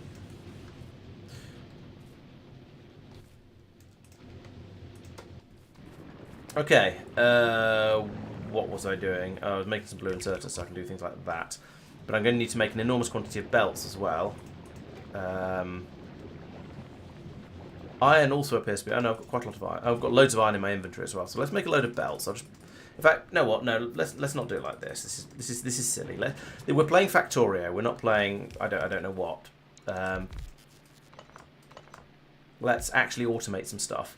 I'm not going full bus yet. I probably should, but at some point. But I'm not at the moment. So I'd like to make some belts, which means I'd like to make some cogs, and then I'd like to have an inserter going as a in betweeny. Turn robots off for a moment and make some inserters.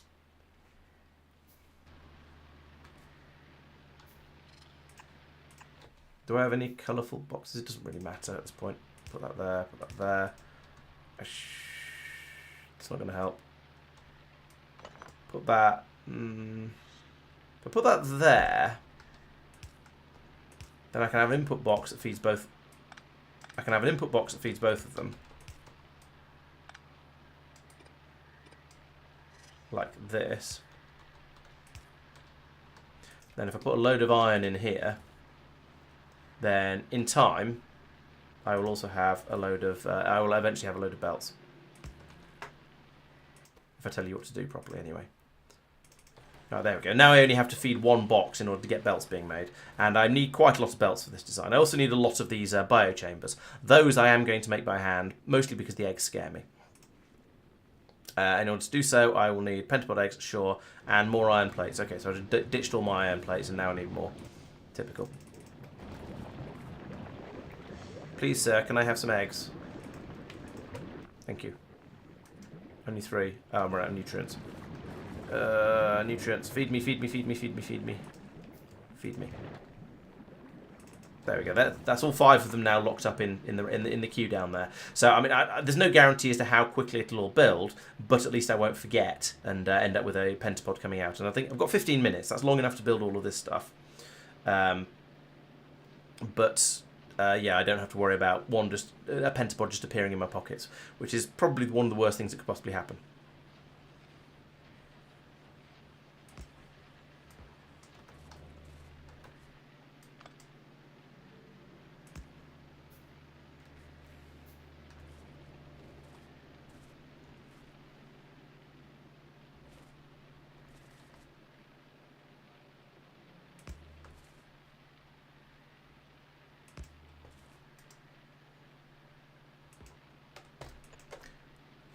Okay, I'll turn my box back on again.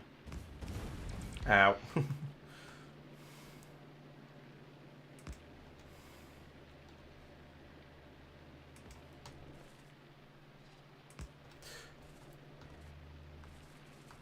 Okay, that's some progress. Ooh, another rocket going with some more smelly science off to go over to Norvis to be smelled. Okay, I've got quite a lot of belts actually. That's going to fill up quite a lot of the requirements. It's now mostly just another 3 of these. Bringing over the eggs very carefully, of course. And then so on. Maybe it's just lemonade. It's green, so I know I'm aware you can get green lemonade. It's sort of a weird thing, but yeah, I think I'd rather not find out the hard way. Need another burninator tower. I think I've kind of got a spare up here, haven't I? For certain values of spare, it's what's linking this in at the moment. So pull that out. There we go. And I need to be able to make more blue inserters, so that means more green circuits. Blue circuits fall from the sky to mock me.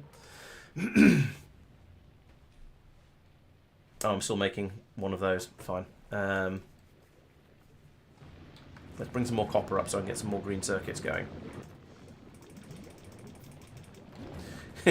This feels slightly ironic after spending a not insignificant amount of time yesterday telling Jen off for building everything for hand feeding machines, but yeah, Gleber is a special case. Have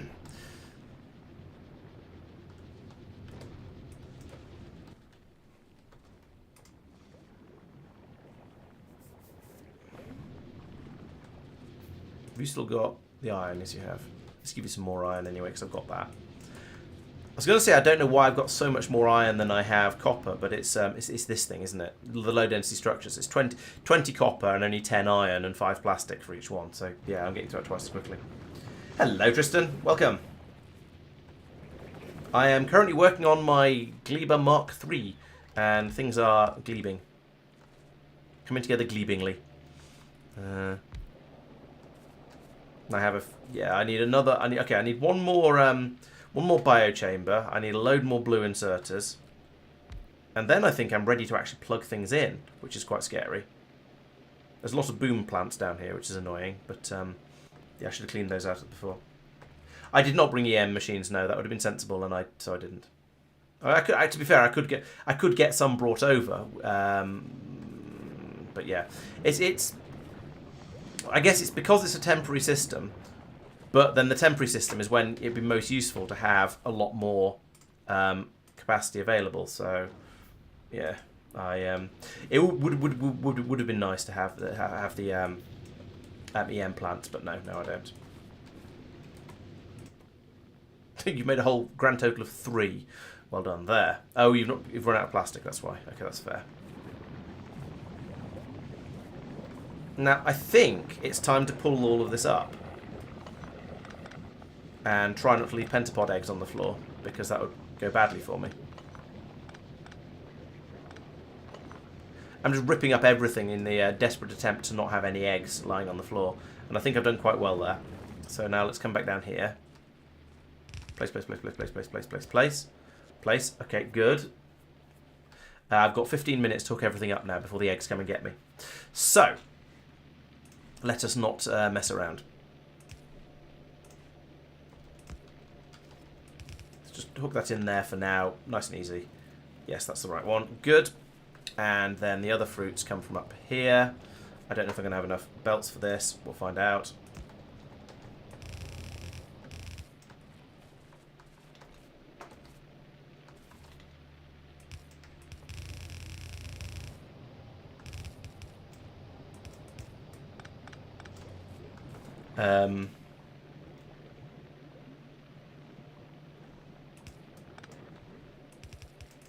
I can't remember who it was who was begging me desperately to fix that last week, but whoever it was, you're welcome.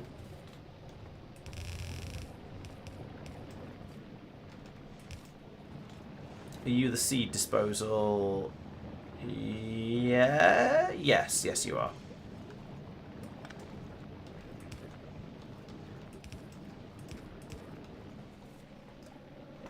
Right. Yummy. And Akko. And Aquilo fruit. Yummy Aquilo fruit. Why are you sad? Oh, you're not being fueled. You're not being nutriated. There we go. And you guys need to be nutriated as well. These things are fun to bootstrap, aren't they? So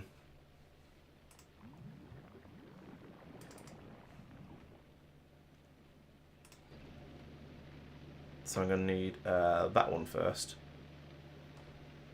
And also that one. Can we have some... Not jelly, the other one. Oh, you need nutrients as well. Okay. Not sure why. Maybe my nutrients have gone off. Right, there we go. So now we're making the bioflux. So that can now flow out the top here. Okay, fine. Comes round to here, where it'll get eaten by that. Lovely. Ah, it's not enough. Why have you stopped? Oh, you stopped. You've run out of nutrients. I'm not bringing nutrients up here. Oh no. Oh, after all that, I've got everything where I needed it. I hadn't. Ah, oh, so annoying. No pizza. The nutrients are flowing nicely though. Look at that. They've got plenty of nutrient now. So that'll come around here and we'll get pizza ringing down. Well, these will be pizzaed. There we go, pizza cake. But I need to then split off some nutrients from down here. I'll do it over here because I want to leave a little bit of room for expansion if I need it. We would like to take nutrients off to the right.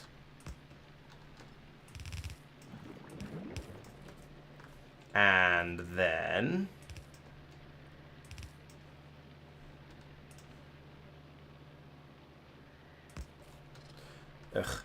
you're going to go under onto there and then round like that. That's a shame, but never mind. What can you do? That comes over to there. Lovely nutrients. Pull it off one side of the belt. Ah, come on, get some fruit. Nom nom nom nom nom nom nom nom nom nom nom nom nom nom nom nom nom nom nom nom. Delicious red fruit. And then similarly, this comes over here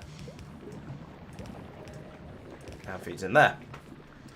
Right. Okay. One dumb mistake fix. The nutrients coming out here aren't very good quality nutrients, I'm noticing. They're a bit past their best. We've only got a mere minute and a half left on them. Now that's not a problem in these particular areas because we will be dumping out any of the spoilage and so on. But I would have preferred it if we had slightly higher quality nutrients coming down here. Maybe once it gets churning through and we get and then maybe we'll start to get slightly better fruit and then start to get slightly better this, that, and the other. Oh, and we've got spoilage on the end of here now as well. Which is the spoilage? This is the spoilage belt. So if I do that and say spoilage to the left. And then link it across. There we go. There goes the spoilage. I can't tell how fresh some of this stuff is, but it's, yeah. These nutrients are not great nutrients. Oh, I still haven't made enough blue inserters. Let's go and get some more green circuits. The speed I move at is quite distracting when I'm zoomed in.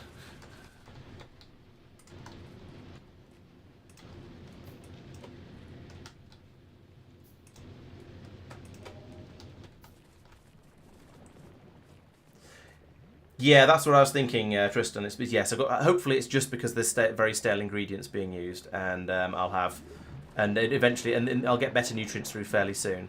Problem is, it all then just sits on the belt down here, and doesn't really, and just gradually decays. So we get dirty nutrients there as well.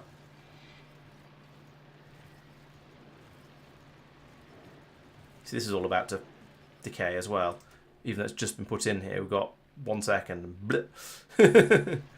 Yeah. Okay, well, as you say, hopefully it'll all filter through and we'll start to get something through that isn't disgusting. These guys need some eggs putting in them. Conveniently.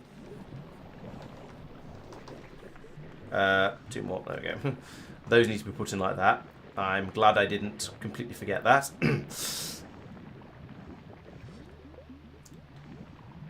If we could egg these on a little bit, that'd be nice. Okay, there we go. There's an egg.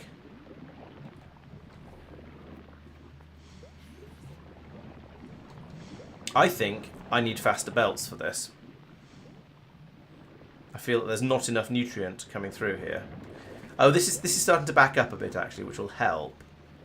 At least until it inevitably all goes off. So, okay, so now we've got twice as much coming through. That's slightly better.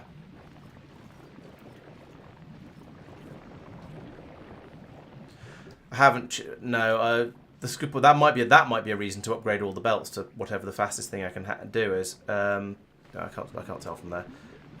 Nutrients, that's you. 5 minutes. So they should be able to run all the way down it in 5 minutes, I'd have thought. Sure, look at all that. Yeah, it is just all spoiling on the belts. Wow. I can just see it decaying before my very eyes. Oh, we made some science. Yeah. We made some science. It's working.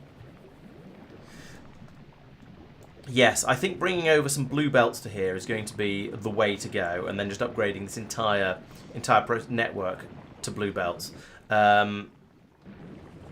I don't think I have a source of heavy oil at the moment over here, so I can't make blue belts on site, even if I had everything running nice and smoothly, which I clearly don't. But yeah, also I just straight up don't have enough throughput along here to bring through all the nutrients I'm trying to newt. It does occur to me that quite a lot of this belt snake is unnecessary, strictly. But still, it keeps the system flowing, kind of. So...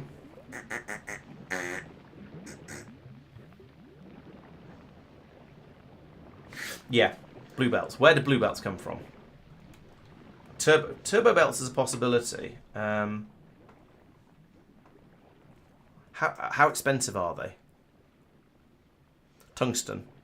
I mean, I don't have a shortage of tungsten. I mean, oh yeah, I've got loads of them on Fulgora. I remember I was making blue belts, not Fulgora, Vulcanus. I was making loads of blue belts here just because it was easy and cheap and trivial because Vulcanus are all the ingredients. Where was it? Here it was. And so if I bring in, was it tungsten plate? Yes, tungsten plate and lube and tungsten plate and lube and blue circuits. Most of which is sort of in the area, so okay.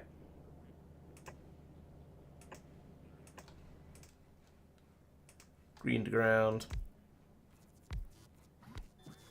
green belt, and green splitter, and that, that.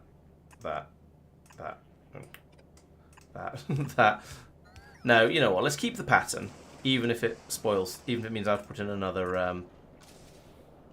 One of these guys.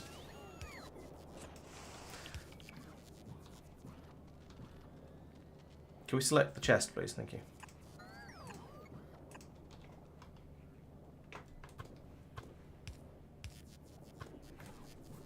There aren't any more tiers of belts, so I don't need to worry about anything beyond this one.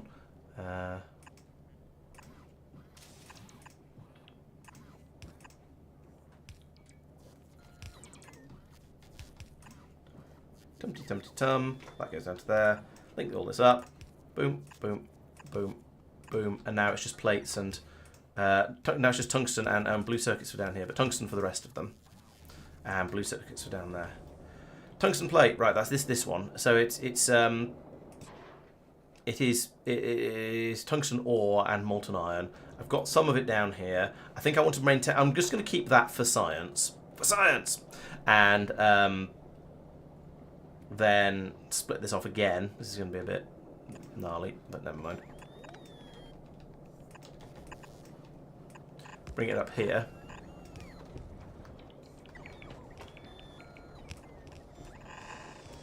And over. And we need another one of these guys. Goes here. And molten iron. Where's molten iron around here?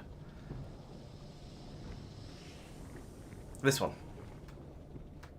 So you are going to make more tungsten plates. That's that one. Actually, let's do this up at this height and then bring it down.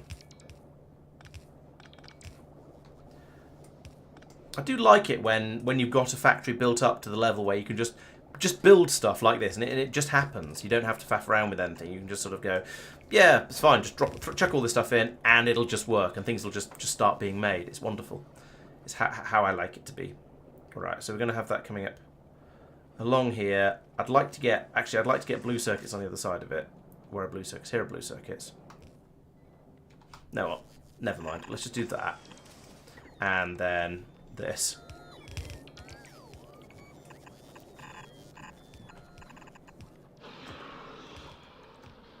Quiet, nobody cares. I mean, obviously I care. Apparently I do care a little bit because I went to go and have a look. But, you know, in theory I don't care. Then down here we need to load in the stuff. So that's there, there, and there. And then I immediately realise I don't have enough capacity to bring these in from there. So,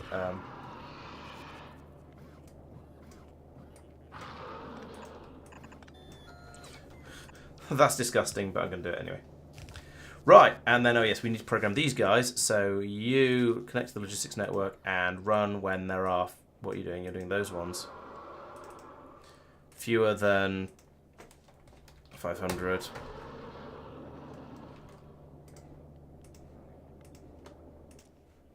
Not that one, your belts. And you're going to be 5,000 because belts get used up in quantities. And you're going to be, not that one, but underground. There we go. Right, why are you not happy? What are you missing? Tungsten. Why are you not tungstening? Oh, yeah, I haven't put the exerter in. That would help. I don't think I've got power there either. No. But yes, you've run quite happily. Excellent. So now that gets dropped in. Tungsten comes out. We're going to make the... Ah! Pfft, I got glebbed.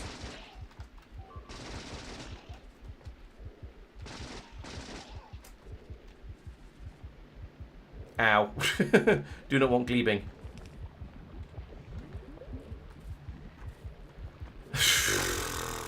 I'm glad I worked out what was going on quite quickly there. And I'm actually also sort of glad that I was still on Glebber. Because that meant it was me that got hurt. Rather than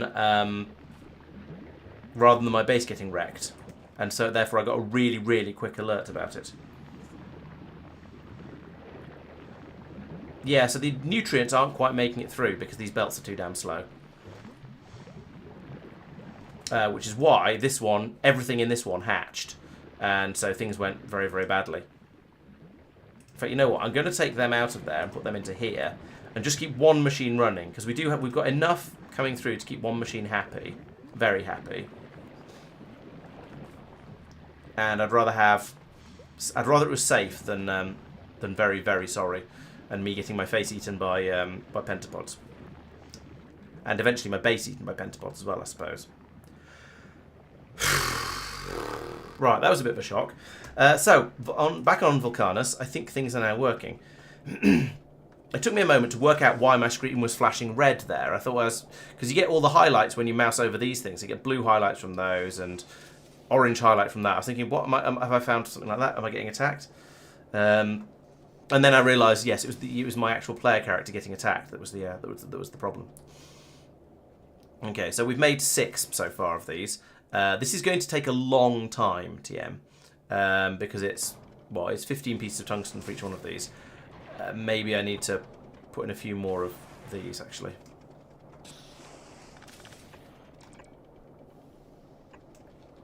I don't know if my tungsten supply can keep up with this, but we're going to find out.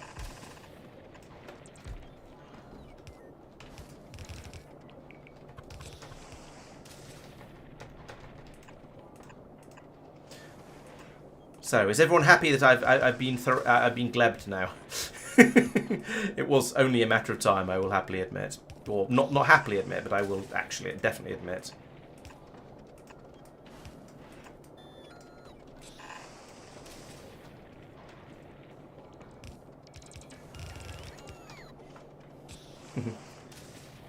Hello, unusual. Unusual? What? A new style. Okay. Not unusual. So like Tom Jones, it's not unusual. Okay, so there we go. I've got 4 times as much titanium coming out now. My mines are more than capable of dealing with this sudden, massive influx of demand that we're getting. So, yes, that's good. And I can now start making, so now we're making these things a little bit faster. We've made 13 of them now, and it's all getting swallowed straight up by this machine because it can make them really, really quickly. So it's going to be a while until we actually have any usable amount of stuff here, but it's going to build up a large buffer, and then I can come over and steal from it whenever I need any. So that's progress. In the meantime, are you even running? No, because there's a random chunk of corrupted bioflux there for some reason. Corrupted. Gone off. Spoiled. Spoiled, there's the word. You know, in the interests of having things that don't suck, I'm going to do this. Am I out of underground belts? No, I'm not. I'm out of normal belts.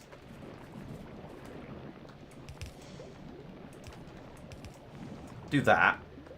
That's going to double my throughput for now. This is, as everyone loves to hear me say, a temporary fix for a long-term problem. So now we've got that's pushing it through a bit further down, so we'll have it available down here in larger quantities. We might actually be able to make some science rather than just letting all the eggs drift past like this, which is a bit of a waste. Yes, this is indeed the DLC. This is Space Age, so I'm off on the planet of Gleba or possibly Gleba, depending on where in the world you're from.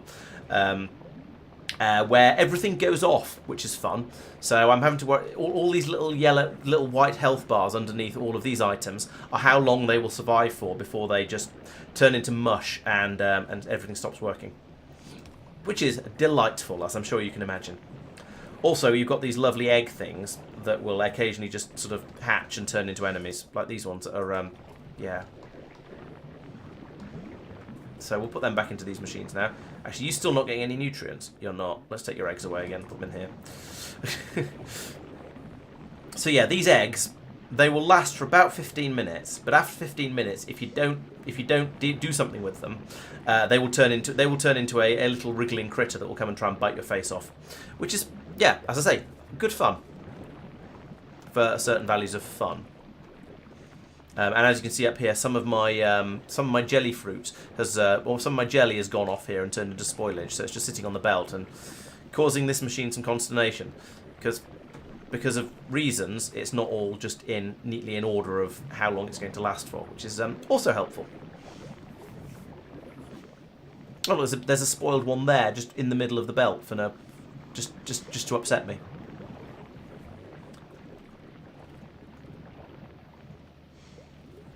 I think, actually, it's because having 2 machines doing this is more than we have capacity for. Is more than we have demand for, rather. So I'm just going to turn these bottom 2 off for the time being, because we don't need them. And hopefully that will lead to the stuff coming through and slightly more in the appropriate quality order, and we won't just end up with some random broken goop on the belts. I could use bots. I don't want to. I don't like using bots. But it is indeed a possibility. It is a thing that can be done if you're a heathen. But no, I'd rather. I find belts much more interesting than bots, so I'm sticking with those. That is also possible, Tristan. Yes, maybe there may be a rational explanation for it, other than just that the Gleba gods hate me. The Gleba gods clearly do hate me. Oh, and now I've blocked up the belt down here because I've got too many science packs. So now it is time to come up here, because we're not making science anymore. Time to make a copy of this.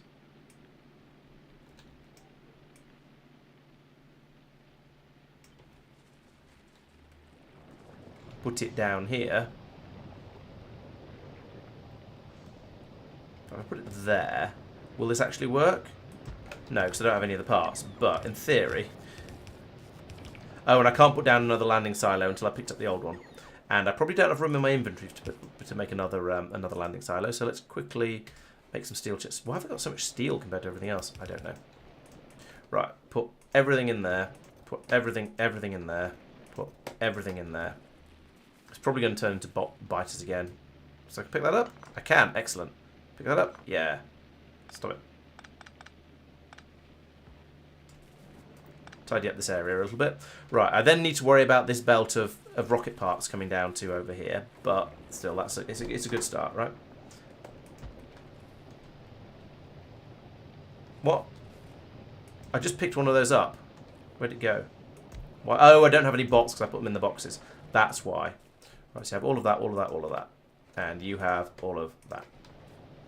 And then down here, we will have one of these, like that. More power required, of course. Which can't reach. There we go. Oh.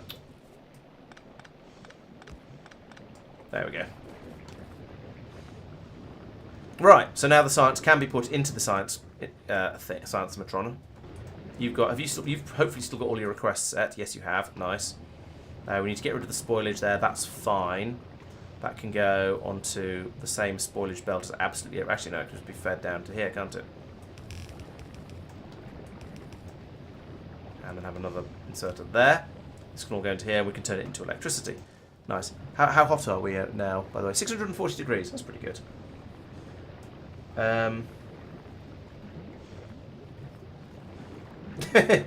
Thanks, Spawn. This is my Mark III version of the base. So I did one. My first version was producing metals, and it kind of worked, but sort of okay. Then the Mark II was up here, so I was producing science a bit slowly, a bit too slowly, but it was kind of working. And then this is the Mark III. So basically, this is going to be my Gleba facility until it's not good enough anymore. When that is remains open to debate. We may decide that it's already not good enough. I don't know, but we shall see how it goes.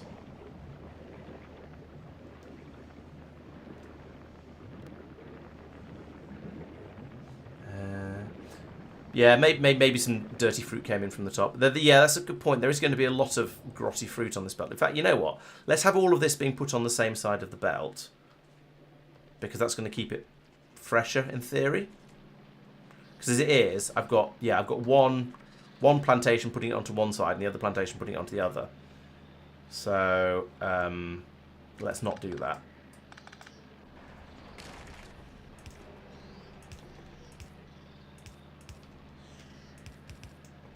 There we go.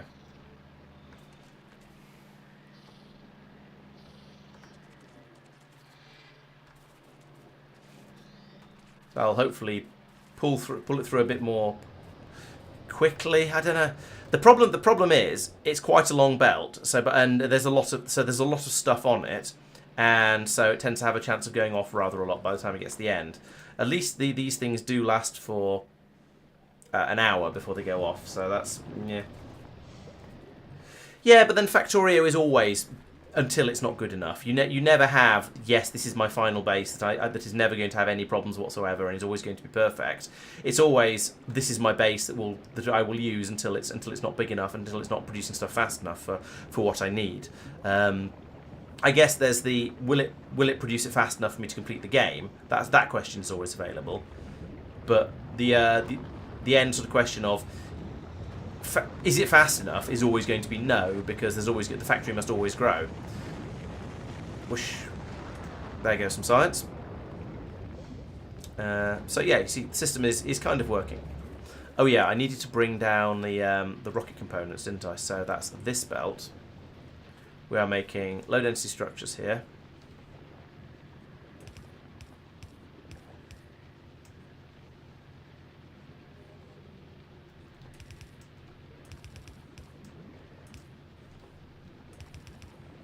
So these need to be brought over to the rocket silo. Oops. Need that. For many reasons. Where's the rocket silo? There's the rocket silo. No.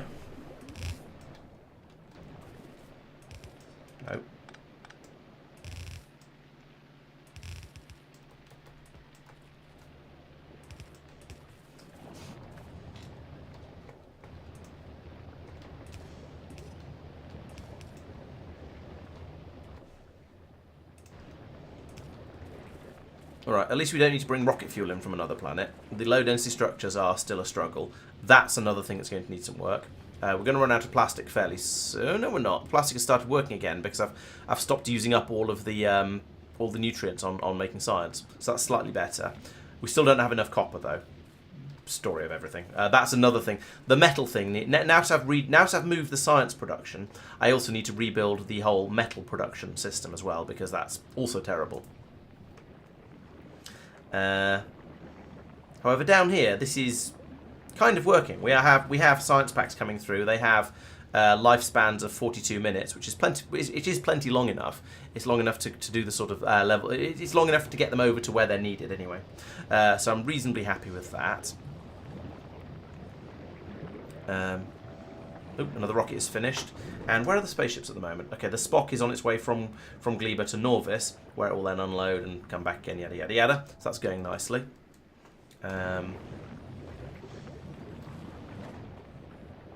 Plenty of fuel, a few low-density structures, but not very many, which means we're relying on the low-density structures from here. But that's quite a lot of rockets.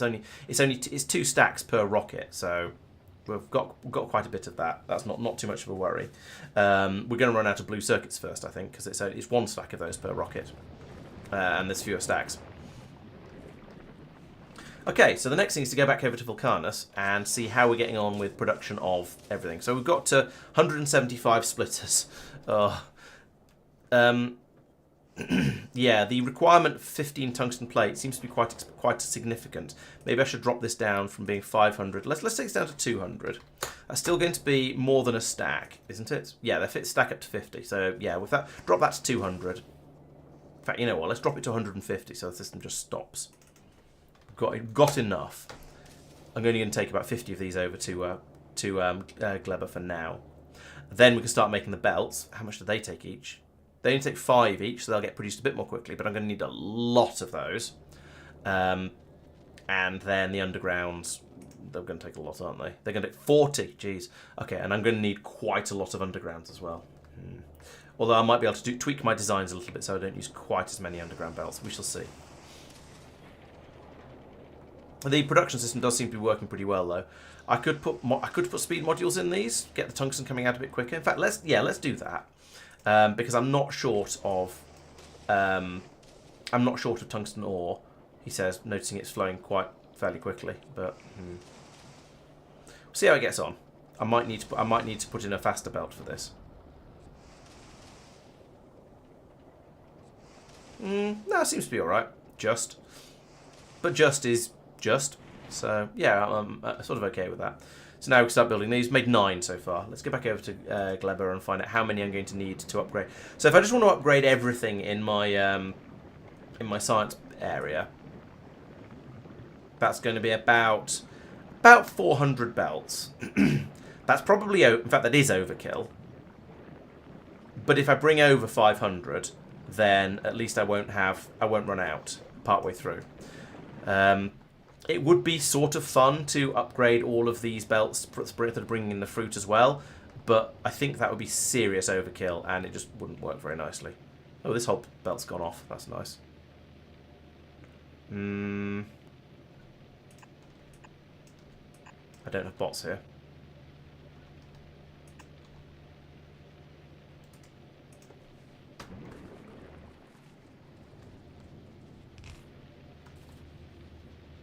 Yeah, that is a disposal belt, that's alright.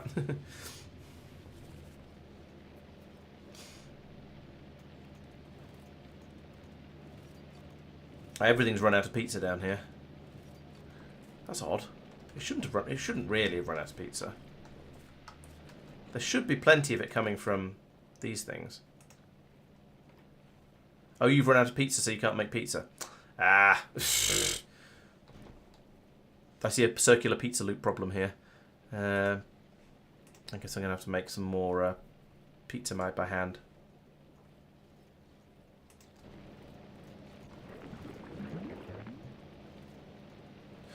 Wait, what?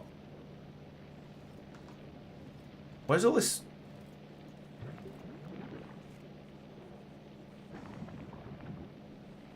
I am confused. Okay, well, it started making actual nutrients now, which is a good start. There must have been a load of something. There must have been something in there that had virtually expired, and so it ended up chucking out in the wrong place. Yeah, so this doesn't have a spoilage disposal system.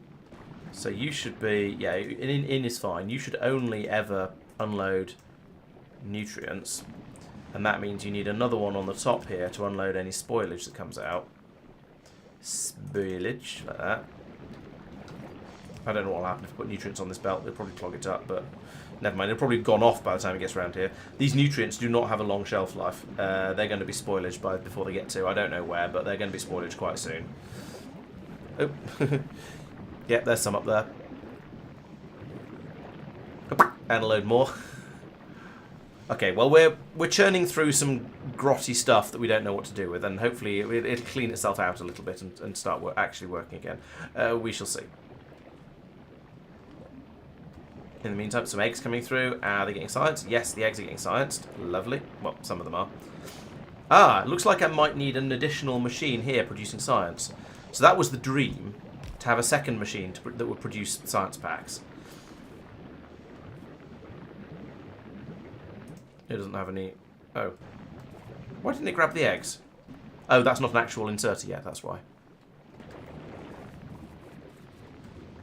Need more circuits. In fact, probably need more copper.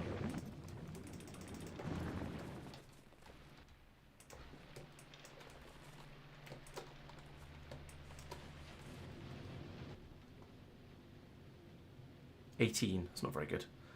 I obviously need a to output it to a box from here. So I can grab a few more. Alright, there we go. Train of thought. What was I in the middle of? Oh, yes. Somewhere down here. You. Have one of them. Right. More eggs. Therefore, more science. Therefore, more goes into the rocket. I was going to say, therefore, it'll be fresher. That's not actually true. That depends entirely on this spaceship that is currently... Oh, it's basically here.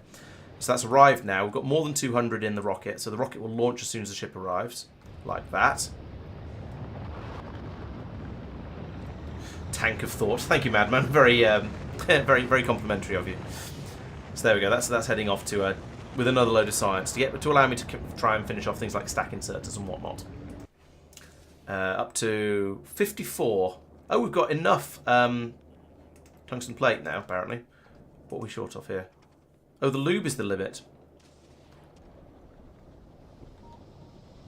Okay. Fine. I guess I could do that. It's a nice, easy upgrade. Double the quantities of lube we have to play with. That's very, very quick builds. No wonder it's getting through a lot of lube. In fact, it's in a way, it's more that the builds are so quick. In fact, given that, oh no, I won't be. I was going to say I'll prod mod them. I can't prod mod them. They're not compatible with that. Yeah, because they're producing an end product. And friendly making more blue undergrounds up there, though, which is quite nice. So how are we doing? So we've got 62 of those, which is probably about enough. Let's take this also down to 150, because 500 is a lot. And they also stack to 50, yeah, good. But I still am going to leave this one running until it gets to 5,000 or whatever it was I set it to. 5,000, yeah, because I am going to need I use a lot of belts, basically. And so I think creating a lot of them is a good idea. Did I just hear a demolisher sneeze? No, I think it must just be my imagination. Or something else.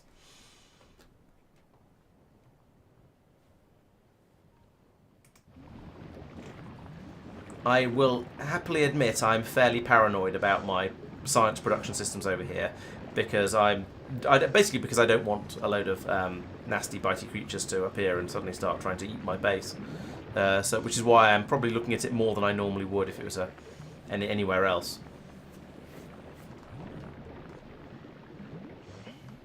Yeah, if we look over here, you can see a lot of this bioflux is not in great condition. But bioflux you can't really pull through in the same way that you can with other things. So, in fact, the eggs, you just leave them running through. You grab what you need, and then you let any excess fall off the end and go into the burnometron. Great, that deals with them. That's fine. The nutrients and the bioflux, you can't just leave them solidly flowing. and dispose of them when they get to the end of the belt, because you can't dispose of them. They don't go into the burner. The burner will only burn those things, and bioflux is not on that list.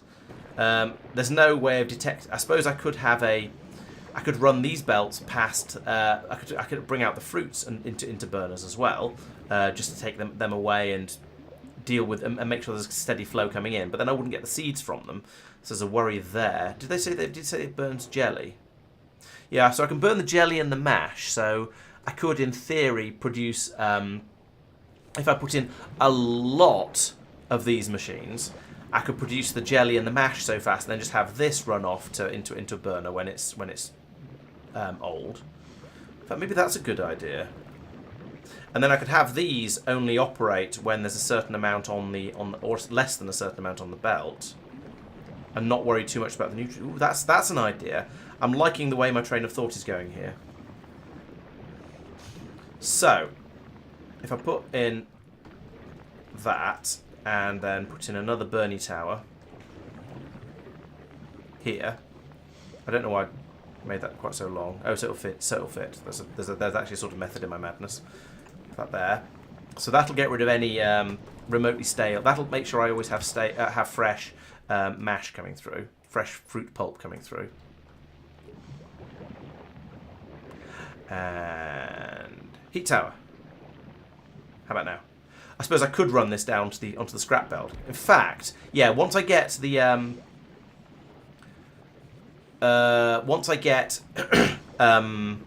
faster belts here, I'll dump this straight onto the scrap belt, the spoilage belt, so it gets used up and disposed of much more quickly.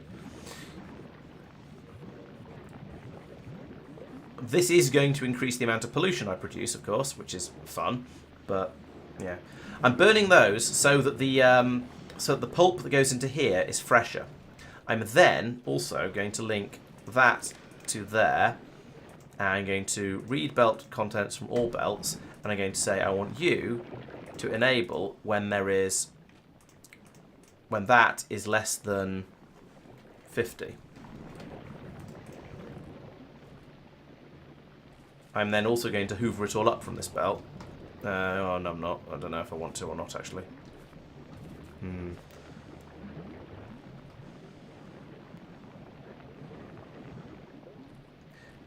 Oh, no, the machine, having more machines doesn't make any pollution. No, the reason it's going to be more pollution is because it means I'm going to be pulling more fruit through from these things. So these are going to be running a bit more constantly.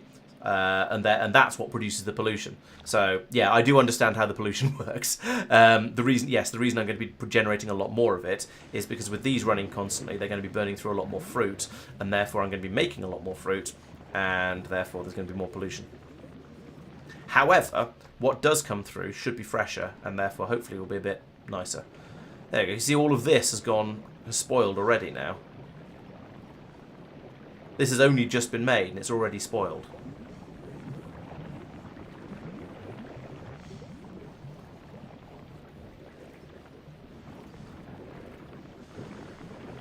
That's what I'm fighting against.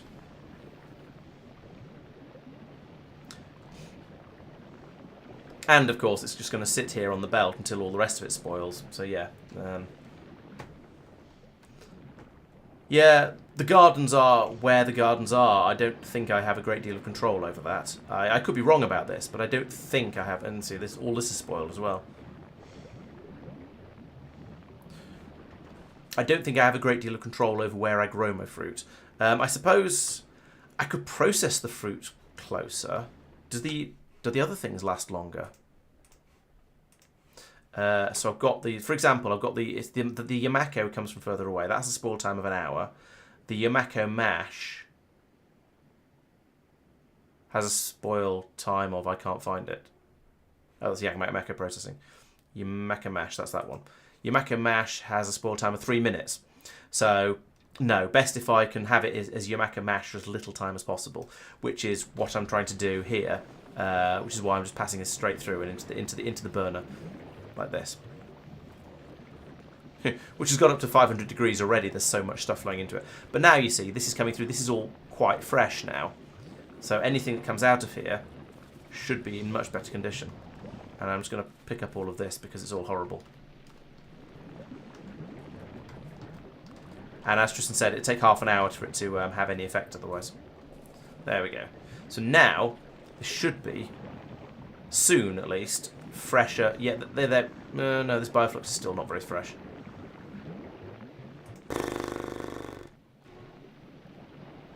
Does the age of the nutrients going into it matter? The nutrients that are running the machine? I don't know. Tastes funny. Yeah, exactly. Actually, better idea. Instead of controlling these machines, let's control the inserters.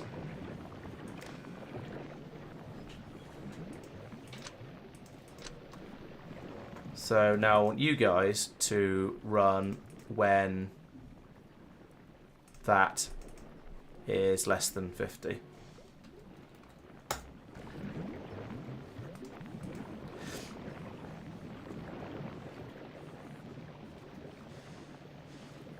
What are the number ratios on this? Okay. Yeah, I've got my belts the wrong way round here. Okay, let's fix this.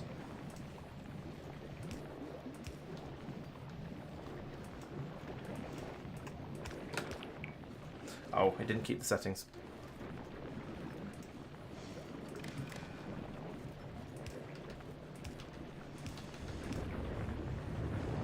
In fact, those should probably be stack inserters. Like that. There we go. And I want you guys to run when that is less than 50.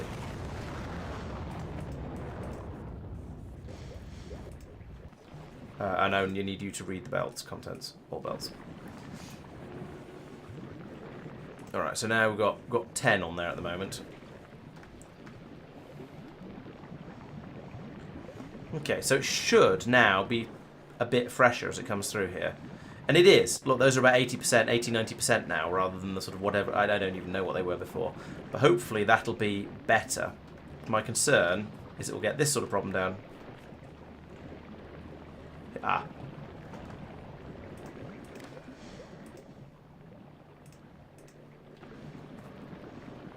Is that connecting through now? I honestly can't tell.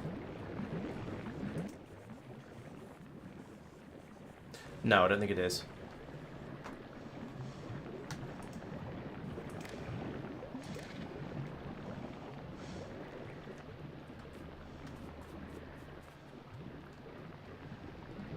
Why is that not coming through here?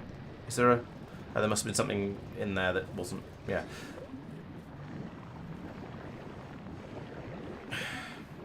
The problem is I've got the stuff down at the bottom here that is just going to sit there. My worry is that I might end up with about 50 queued up on the belt down here that isn't going off, and then therefore nothing coming through from up here. I guess the answer to that is have it coming off into a box here and being sat in it until it decomposes, which isn't ideal, but might be what I end up having to do. We shall see. Like I say, there doesn't seem to be a way to dispose of bioflux, which is a bit of a shame. Right, in order to make this work a little bit better, I need to go and check on Vulcanus, where we have 240 belts. Still not quite enough. Actually, because I do want to upgrade both of the belts in that system, because I want the one of the nutrient and bioflux to run faster, so you get stuff through more quickly while it's still fresher, and I want the disposal belt to run faster because there's there's a lot of stuff that needs to be disposed of. Yeah, because there's a lot of spoilage being created along there. Okay, so putting in an extra machine here just meant that I ran out of heavy oil. I guess I could do more of it up here. Somewhere.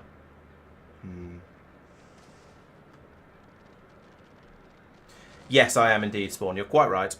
There is not enough lube being made because there's not enough heavy oil down there, as I was just saying. That was probably stream lag, though. You probably weren't pointing out the obvious that I just commented on.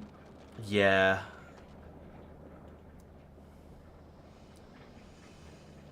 The answer is to put in some more lubricant production, obviously, but I'm not quite sure where. I guess, actually, I could pull the heavy oil out from here. Just do it over this other side. Let's do that. So heavy oil come out here.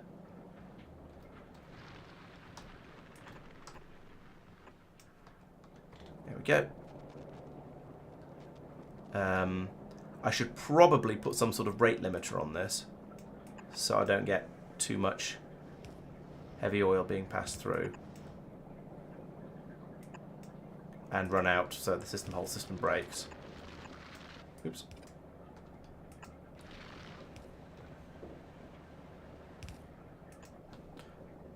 I'll look at that in a moment.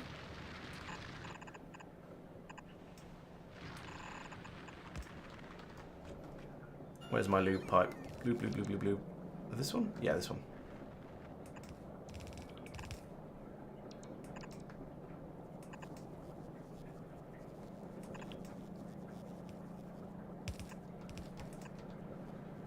And pipe in there. There we go. Much improved lube flow. Well, not quite improved.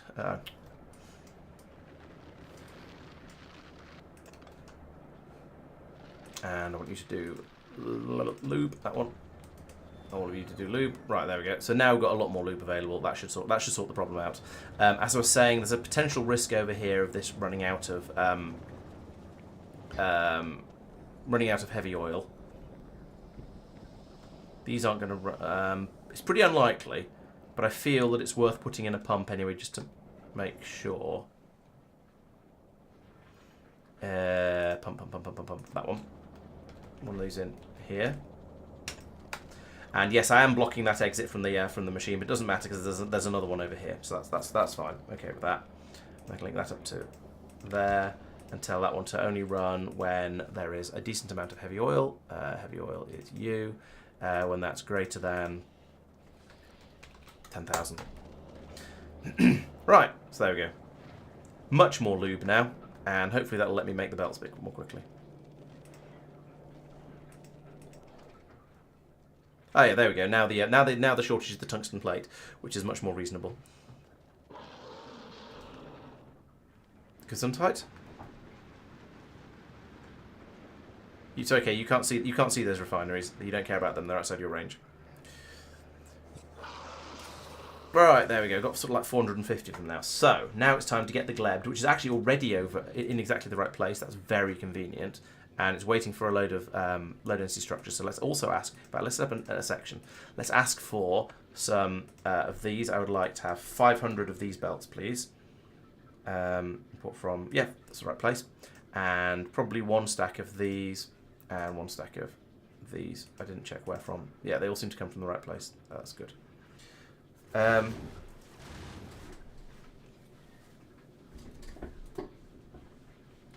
Yeah, it's the worm sneezing. I'm sure that must be what it is. Let's see what comes up now. Let's switch out. No, put out all requests satisfied. See what comes up next, because I'm sort of slightly curious. It's going to take a little while anyway. Now if we look back down on Volcanos, what are we trying to ship this time? Okay, we're doing the belts first. Nice. In that case, I can go back up to not the Spock, the Glebed.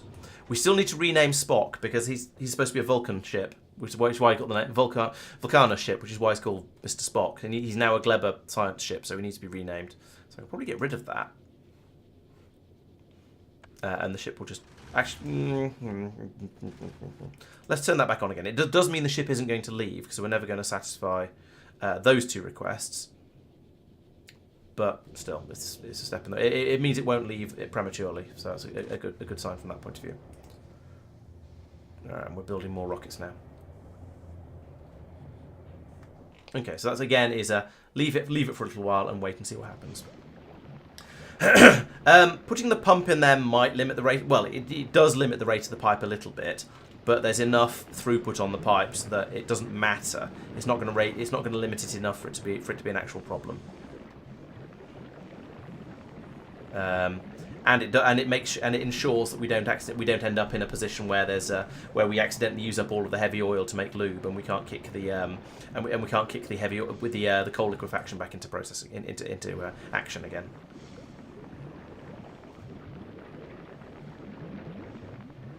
Spock is still at Novus. Why are you still at Novus? What are you waiting for? Oh, you're making ammunition. Okay, fair enough. I guess we've been chewing through that at a rate because the ship has been basically constantly flying back and forth and not resting between, because it loads up here immediately. As soon as it gets here, there is at least 200 science packs ready for it. So the ship immediately departs from the other end because it's only waiting for 200, and then it flies back over to Norvis, unloads there immediately because Norvis has a huge voracious appetite for moss science, and then it flies back out again. So yeah, it's not able to actually build the ammunition quickly enough, even with the two machines on here, hopefully doubling the rate of ammunition production. And there isn't quite space. Actually, there could be. I could fit another machine in here in between the two of them. If I move them all up one, then that would mean I could fit another belt in across underneath here. But then this belt would be in the way, so I wouldn't be able to get it out from here unless I remove this solar panel and nudge the whole thing across a little bit. But if I start removing solar panels, then I'm going to have power shortages, and things are going to go badly. Although that said, on this particular ship, I could remove that cargo bay and put more solar in down here, because this does not need this much storage space. It's just a general purpose ship. Do I have another? I don't have another assembly machine anyway, so I can't do any of that. But it's sort of things I was thinking about.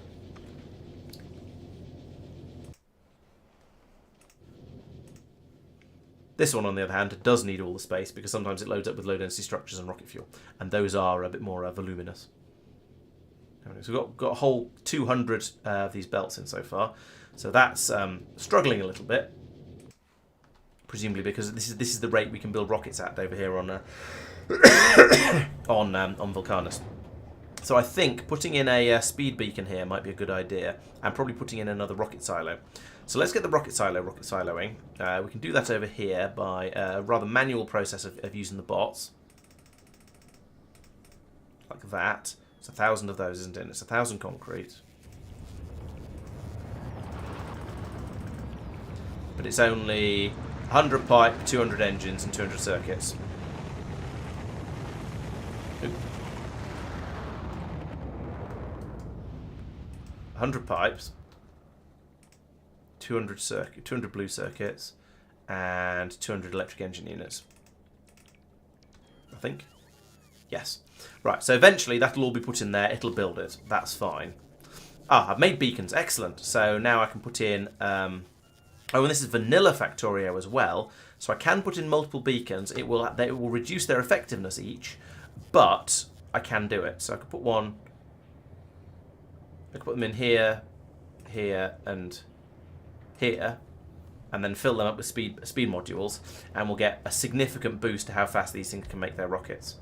And that'll probably then plunder all of the resources that are being fed in along here, but you know, we'll take what we can. So fill them up like that. Oh yeah, and give them power, that'd be useful.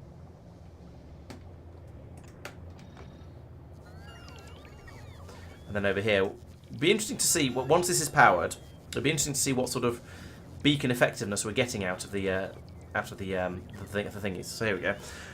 So there, yeah. So because there's 3 beacons, we're getting slightly less than 60% effectiveness from each one.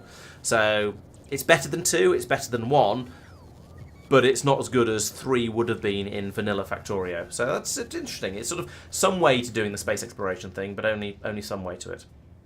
Still using the productivity modules in here because the stuff that goes into making the rockets is still fairly expensive. Isn't quite the right word, but I'd rather have it last a little bit longer than just build the rocket quickly. How's building another silo going? It's doing the building. Right, get rid of that then.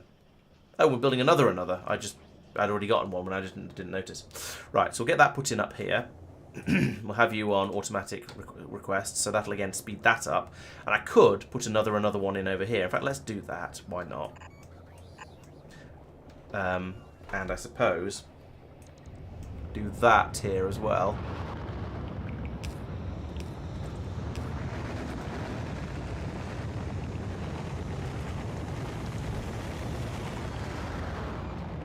Have you built it? You have built it. There we go. So we can pull that out, and that'll come up here.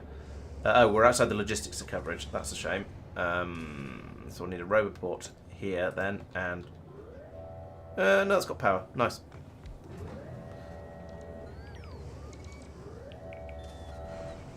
Oh, and I need to prod mod those, like that.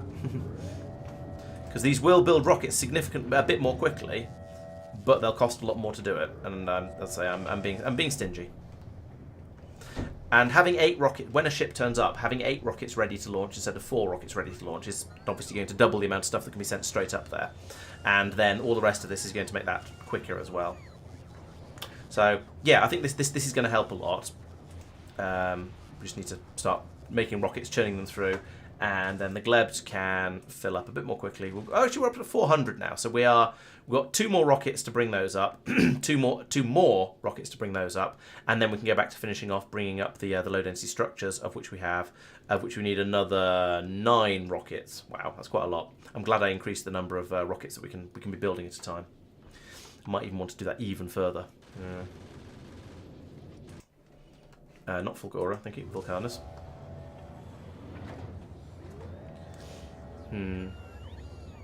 Especially as the low density structures are going to be brought into the rocket from here, so it's going to be slightly further for them to fly in order to, slightly further for the bots to fly in order to get the low density structures from here into these rockets. But oh well. Actually, what I should do is copy that to about there, and then get rid of that.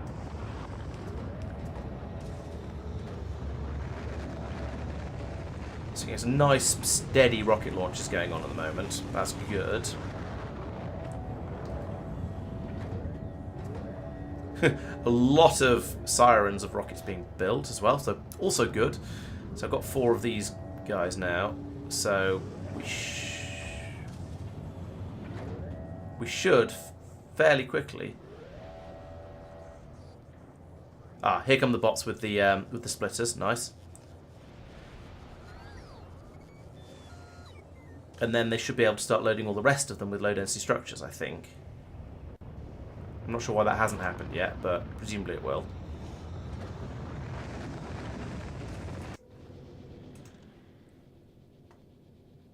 Yeah. Oh no, we're only going for 500.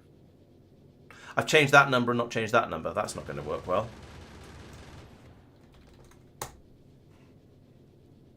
Right, now we're going to get a flurry of filling all the rockets up like that. And probably 4 almost... do that as well. 4 almost synchronized launches. No, get 3 synchronized launches from those 3. And then this one will launch a little bit later, probably. Presumably. No, those 2, sorry. Wait, what?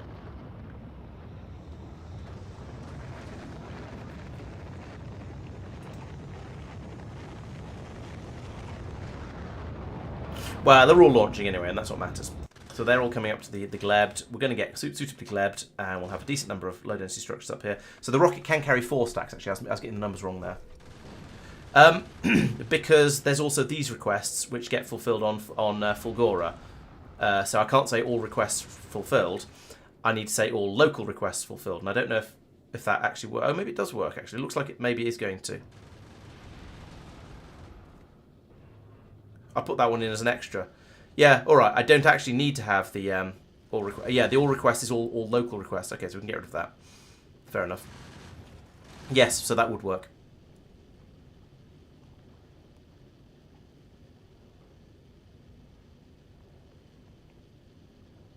And now I want to bin that off. And on Gleba, I want to be requesting lots and lots of green belt things. Just in case. And in case any ever get brought over, I would like to have them. Like that.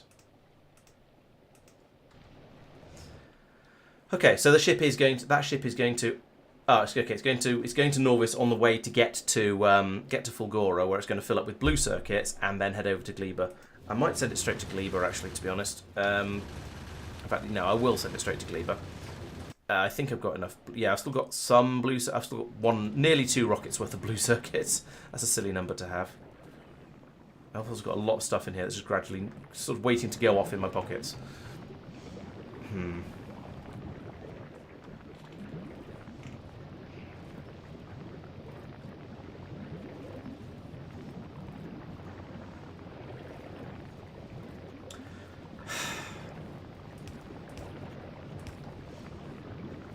Wait, oh.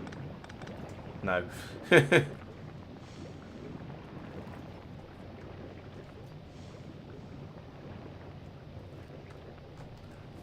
I mean, the science packs will turn to mush eventually, but I don't really want them to. What I wanted to do... Oh, actually, this is what I could do here. I could pull it off from here. Like that. And then that's all of the sort of the spare. That can then be put into... No. Can then be put into a box here to wait for it to fester, essentially. And I want you to just unload gunge. And I would like those to actually exist, so I better make them, which means I need some green and red circuits. Why am I moving so slowly? Have I turned off my... I've probably pressed the button that turns off my exoskeletons. There we go. No, wait, that's... There we go. Now I'm moving faster. What is it? Alt-E, apparently. Okay.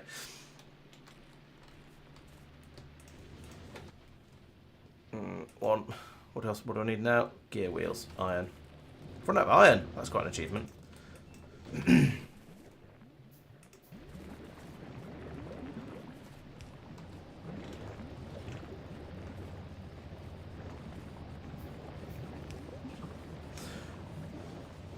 Alright, so now I've got a steady stream of everything being pulled through, at least in theory, and then we're sitting in here until it festers and turns into gunge, and then it can be thrown into the pyre over here. I don't know if that's good or not. I don't know if there's going to be room in this box for this. Let's turn it into a steel chest. There's a bit more space. But it feels like, I don't know, it feels like a thing I can do, and that in order to keep everything flowing through. But I'm still not sure if that's a good idea. It's just desperately trying to keep everything fresh. It's an effort. Have we got my green stuff yet? No. How are you getting on? Oh, you're still on your way to Fulgora. Oh, right, never mind. I do kind of need the blue circuits from Fulgora, to be fair.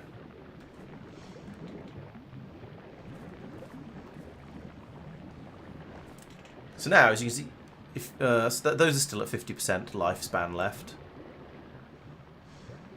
Those are much higher though. But the bioflux, I think, is now much healthier. Problem is, that means there's going to be a huge amount. Actually, there's not a huge amount of bioflux down here yet. So maybe the amount I'm pumping through is about the amount that the system needs. Because over here we've got the concern. I've got 2 pentapod eggs in there. We're waiting for some bioflux to come in so we can make that into science. So this is insufficient throughput at the moment for the science production. I really don't know how to feel about this.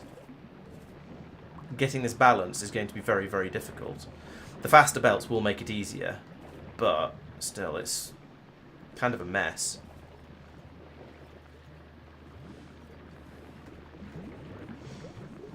Interestingly, the Umako pulp seems to be coming out in larger quantities than the jelly.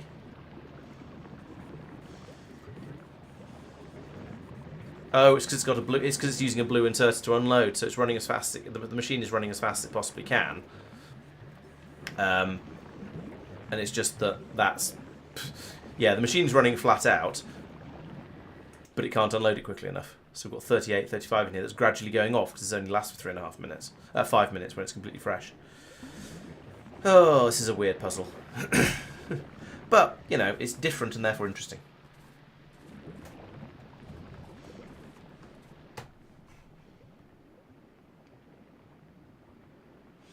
Right, could add a second red inserter, actually, that's not a bad idea. Yeah, I'll go back and do that in a second. Now, over here, we seem to have a plentiful supply of blue circuits. A potential problem here is we only have 1 rocket silo, so we'll launch 2 stacks of blue circuits, which is 600. Actually, that might be enough. How many do you need? We've got 745 out of 1,000. Okay.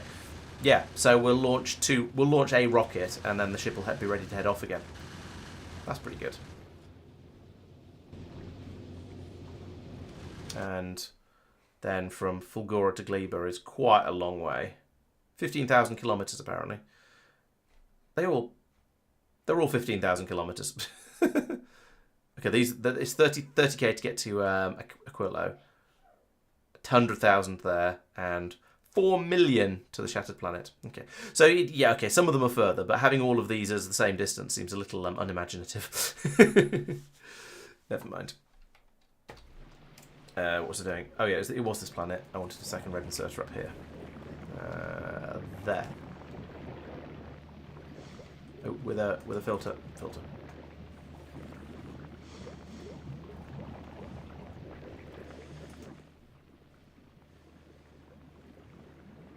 Okay, quantity. Yeah, there we go. Quantity has gone. It has gone down. No, it hasn't gone down a bit. It's being held up there. It's still being produced faster than it can be disposed of. But then the same isn't true over here actually. If I take that out, yeah, it's still going up far quicker than it's being. It's still being made far quicker than it's being used. But never mind.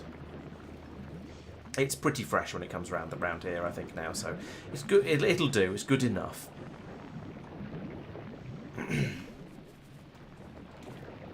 How's this box filling up? It's not doing too badly, actually. There's a lot of nutrient in there. I'm less worried about the nutrients because they only last for like 5 minutes or so. So they'll spoil fairly quickly. In fact, that stack is about to go. 4, 3, 2, 1. Bleh, bleh, bleh. There we go. And then the inserter can pull it all out straight and dump it straight into the burner machine, burnermatron over here. Which is actually it's holding at about 600 degrees, so we aren't producing enough spoilage to have got that up to maximum temperature and hold it there, which is interesting. Right, and this one's got up to 1,000, but that's because it's not doing anything apart from just burning through everything. It's not providing the heat for anything else.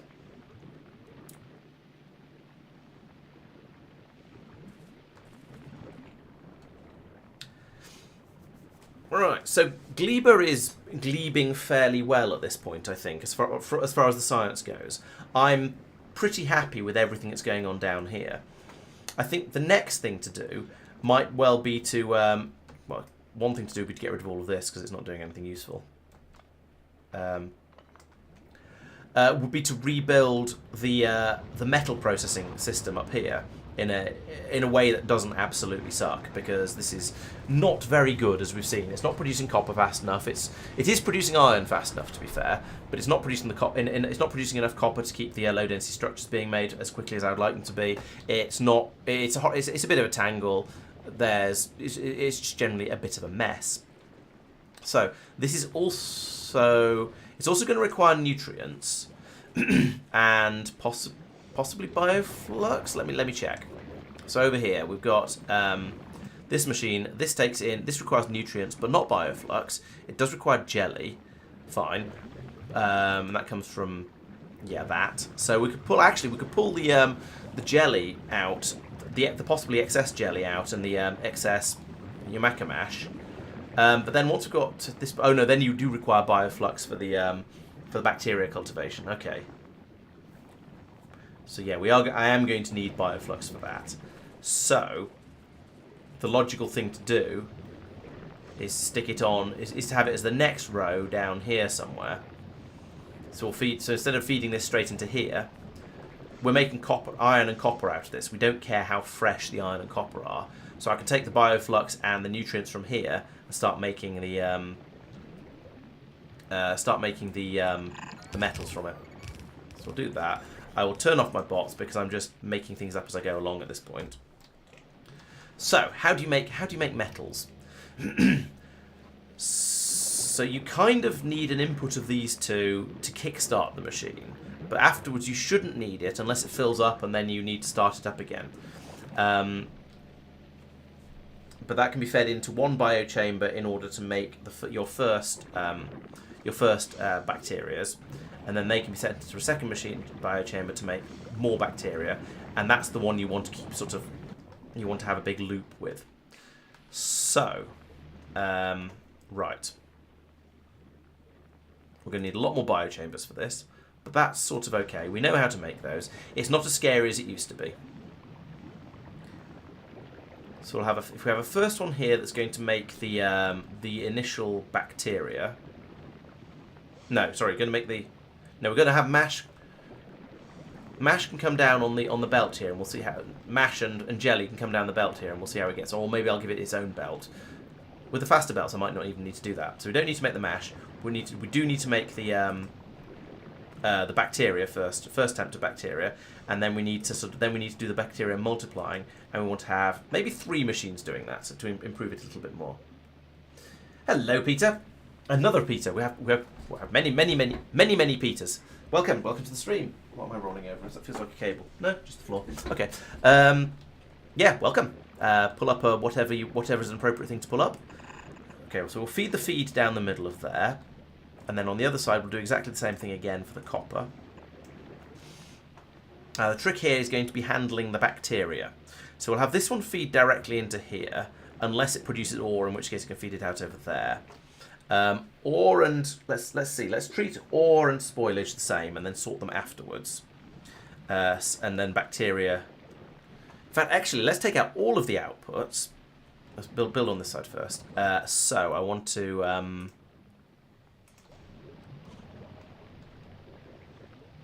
going to be bringing in. Right, so bring out all of the outputs along here like this, and then we'll bring bacteria in like this. I don't care if the boom puff's in the way. So all of the outputs will come along here, and you guys, if you're doing the iron bacteria growing, your product is going to be iron bacteria, but there's going to be as it says, shows there, there's going to be trash of both iron ore and what do we call it? Spoilage. So we do that. So we're going to have all of that coming along here. And in fact, we're going to have potentially... We're actually going to have all the same stuff coming out here as well. In fact, that doesn't need to be... There doesn't need to be a gap there. Let's move all of this up one. Keep things neat and compact. So you're going to be doing the growing iron in the first place. And to do that, you're going to need jelly. Why do I even have this machine? What was that for? That's probably for doing the mashing. So yeah, I don't need that either. So we can get rid of that one. I will leave this gap at the top here though, because I'm going to need to do something to wend the appropriate belts in. But we'll get to that in a moment. And sorting stuff for the output as well. So the bacteria can be fed out. In fact, no. Let's filter out the spoilage first. Like that. On the other side, please. And that can be fed up into spoilage wherever we want to put that. Then we'll split that, turn that round, split it again, and this time we'll bring iron bacteria out to the left.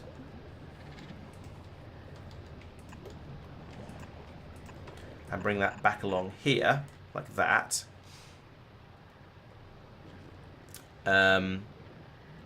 It'll probably spoil, so you know what, let's just put it into a loop like this. So you can just go round and round merrily. Or even better,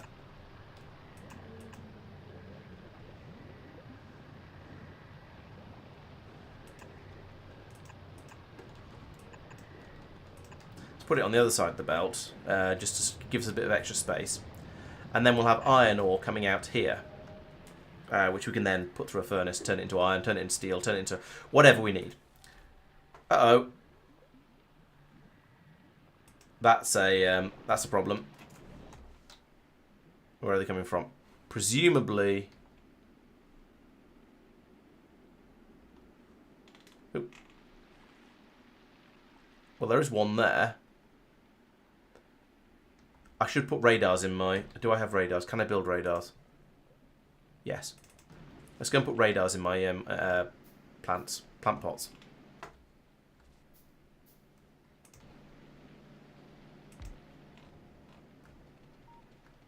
Plant pots, farms. Farms, there's a word. There's a word that actually makes sense in this context. Right, now I'll be able to actually see what's going on. Where are they coming from? Where do they go? There's that guy down there. He doesn't seem particularly aggravated. Nope, he's got a friend. He's got a friend. It's a medium. Uh-oh. We've not seen a medium. Well, apart from the ones that have spawned out of eggs, we haven't seen any medium wrigglers yet. So they seem to be... They're certainly the nearest, so I'm going to guess they're probably the ones that have been triggered by it. But they're not doing a particularly effective job of attacking. Let's see if they've brought any friends with them. Ah, they've expanded. They put out some new egg rafts. That's why they're in my pollution zone area, and I didn't know about them.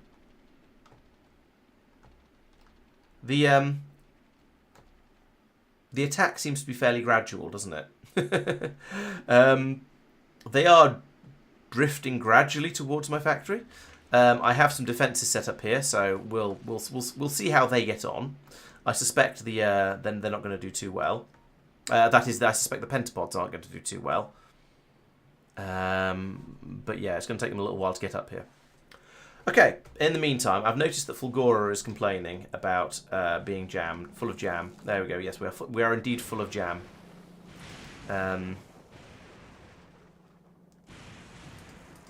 Let's turn filters off on these. Just pass all of that through. There we go. Yeah, so I'm collecting high quality stuff. Including solid fuel for some reason, but never mind. Let's let that get passed through so we've got a bit more space. Right, Gleba. Still not a lot going on there. Gleb has arrived at Gleba and has unloaded... Yes, it's unloaded all the stuff I wanted it to unload. Nice. So that means if I come back down to Gleba with a bump, I'm going to try and keep a bit of an eye on those nasties down there, but for the time being, let's just blow some stuff up.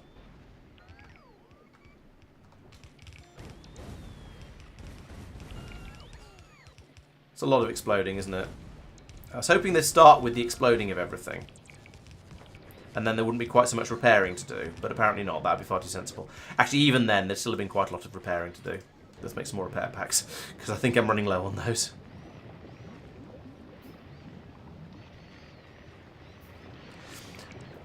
These things don't do enough damage to actually be dangerous. They just do enough damage to be a bit annoying. See, none of the belts have gone anywhere other than green. What is that? Don't even know what that was, but whatever it is, it's gone now. Right. Yes. So let's get some good belts. And so what was I going to do? I need to make an upgrade planner for this. So you. Fine. You're a what? Why can't I open that? Why can't I do anything with that? Why are my upgrade planners broken? I don't understand. Right, I want to upgrade from yellow to green. From yellow to green. Yellow to green. Right, now I can slap this over.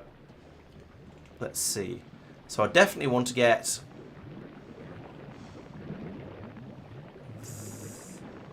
this. And this.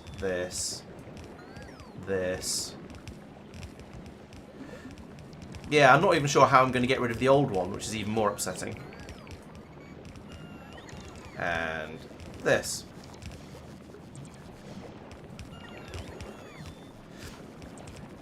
Yeah, I'm going to have to try and work out why. So it reminds me of the space exploration thing, where you could end up with things in your plans in your inventory that you couldn't use because you were in the wrong mode and they were for navsat only, because technically that was a different player. But that shouldn't be the case in vanilla, I don't think, based on my limited understandings. Oh, something else left to do.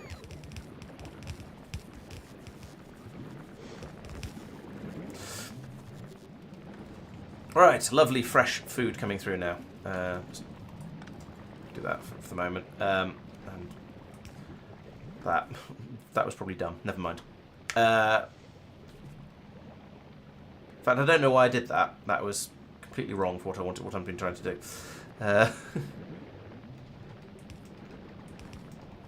Let's leave that as it was before.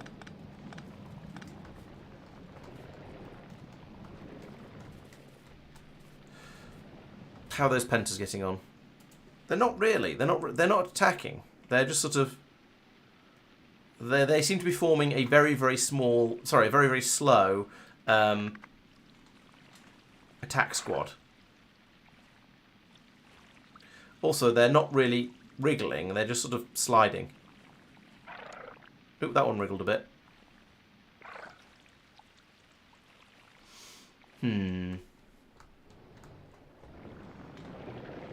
Not a fan of those guys, but I guess we'll see how things go. Right, so that does, however, mean that I can now do this and you know, do things properly by hand. Put in one of these. Boop. And now we can send all of that away to be burninated. Are my filters right for that?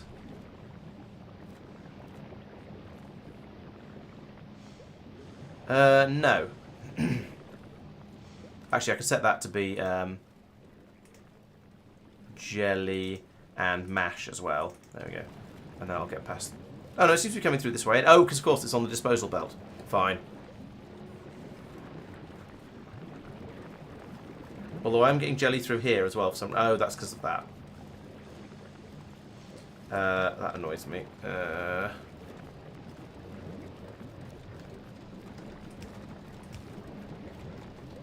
we go. I don't know what else has accidentally gone through that. Maybe nothing will have gone through that way.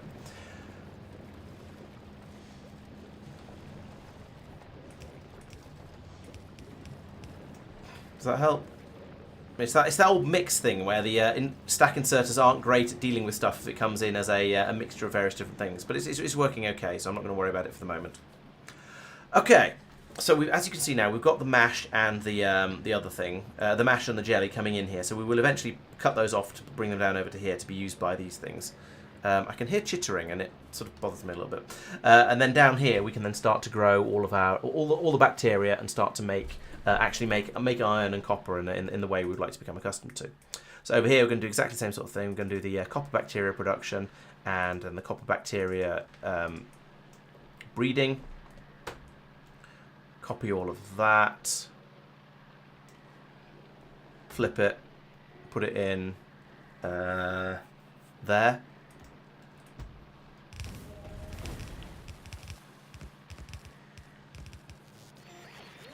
Okay, that's kind of worked. Oh, and these all need to load from the food. Need to load from the food supply as well. Both types of food. Fulgora is still sad. Why are you still sad? You're not sad. Why are you complaining?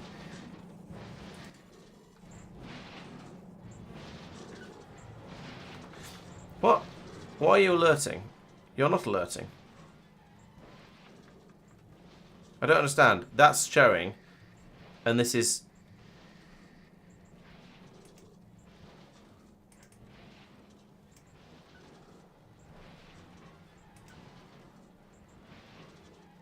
What? Is that referring to something else? No, it is here. But it's not triggering. Why is this broken? This is Factorio. It's not supposed to be broken. Usually when it's broken, that means... Oh, hang on, that's flickering.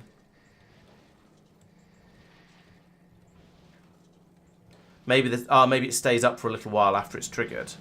And there's enough flowing through here that occasionally we get an 8 out of it.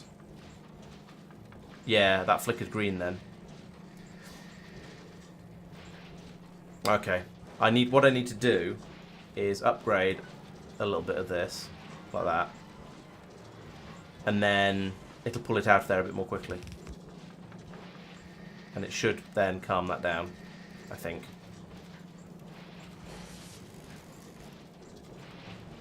But the system is working, so I'm not going to worry about it. I'm going to go back to Gleba where we may or may not be about to get an attack. I don't know. I mean, it promised me one. I got all excited and then nothing happened. So I feel a bit teased, should we say.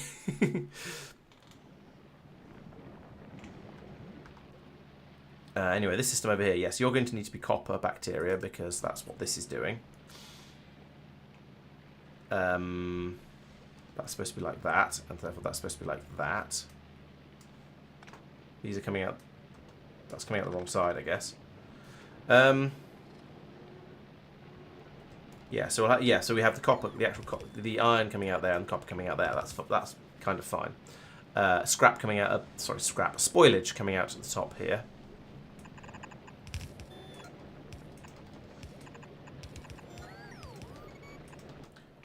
Actually, you know what? Let's just sideload that. It's a green belt. It'll be fast enough.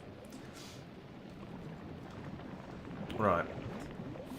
More importantly, I'm now thinking of checking on the actual science production. That seems to be going okay. We've got food pouring through here. We're not actually making that much.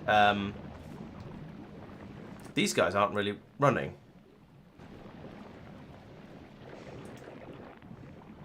Okay, you are. Maybe I need to... Okay, let's do a little bit more upgrading. Oops. No, that way.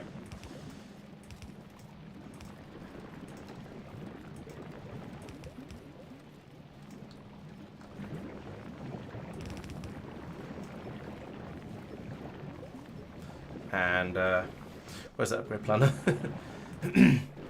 Boop.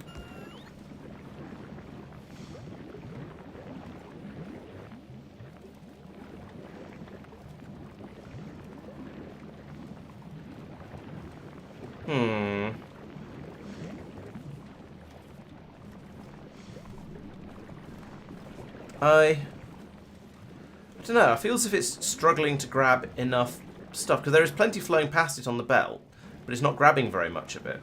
Let's move this across a bit. Like that. Turn it around. There we go. Then I can do...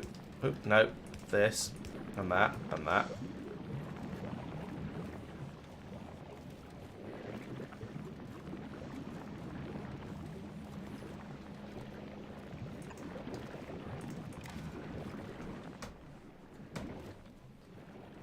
Let's make another one of those. I can make one more of them. Okay, good. Oop.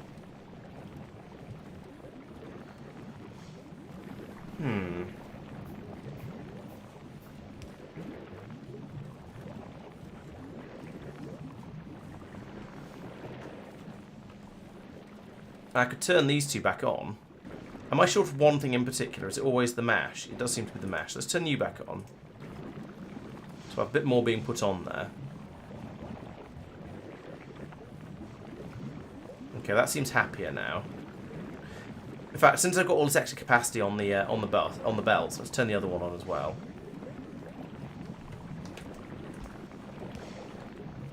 Give a bit more of each through, and that'll make it a bit easier for these to grab it, and therefore we should be able to get a bit more of the bioflux on the belts. There we go. Things seem to, yeah, it's actually getting to the end now, so I'm a bit happier with that. And also that means I can come along here and I can steal some eggs from there and put them in there and get a third egg machine egging. Now there's enough bioflux coming through here to keep these machines fed. Now they're just waiting for eggs, which is still a slow belt, but I think that's probably okay with the eggs. I'm not too worried about that.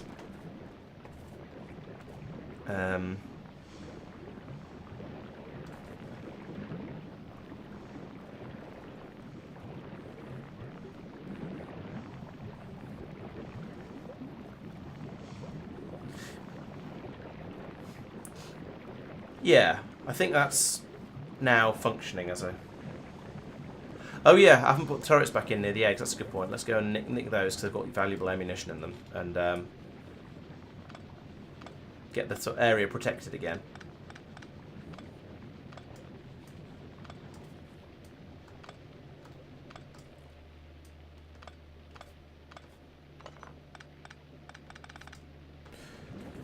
Yes, having some... It shouldn't be necessary. The system should just pass the eggs straight through and slaughter anything that...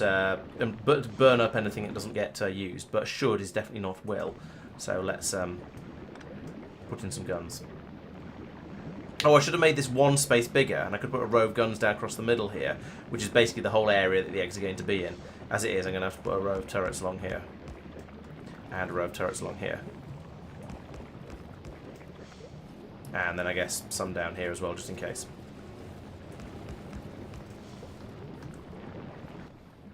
And chuck them. Let's do this again, but let's do it properly. There's a much easier way to do this, given I want to put some ammunition in each one. I want to put down a ghost turret over there, and then in the ghost turret, I want to put some ghost ammunition. Don't throw it on the floor, you stupid thing. What? No, I need to... Yeah, map mode. Right. Go in here. Try again. Do it properly. Ghost ammunition goes here.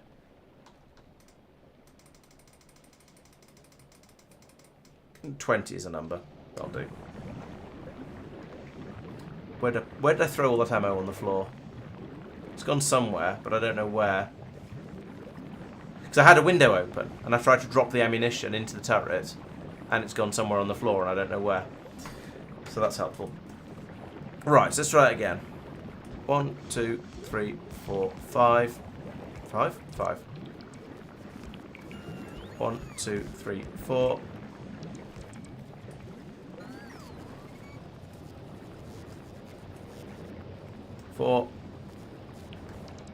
And I'll stick a couple flanking here in the middle for funsies. I could put a lightning turret, Tesla turret in as well, actually, but that's just going to be power hungry and probably a little bit unnecessary at this stage.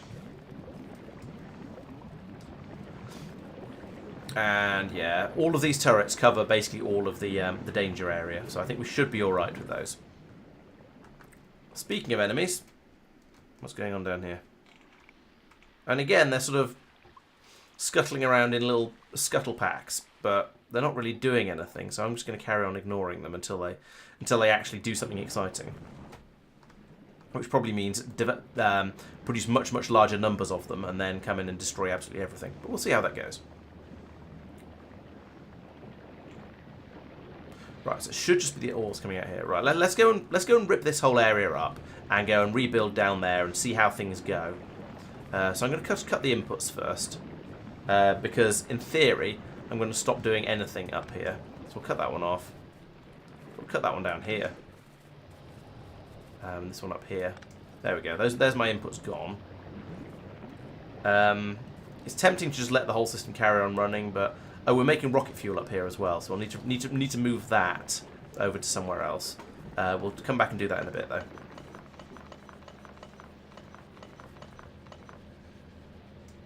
Right, those are the valuable machines. My inventory's full. Right. Come down here again. Have I got enough? Yes! Excellent. Alright, so you are going to come to there.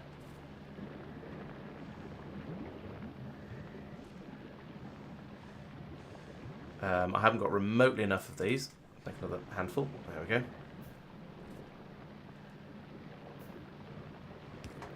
Oh, we're going to need power as well. That would be useful.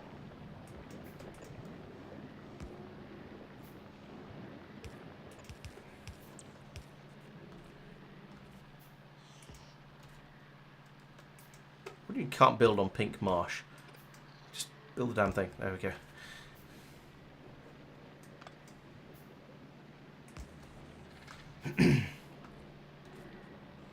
Pizza for everybody. Right, who needs the bio? Because you need the bioflux. Right, fine. And then I need to pull this back out and send it back over to here, ideally. Keep it fresh.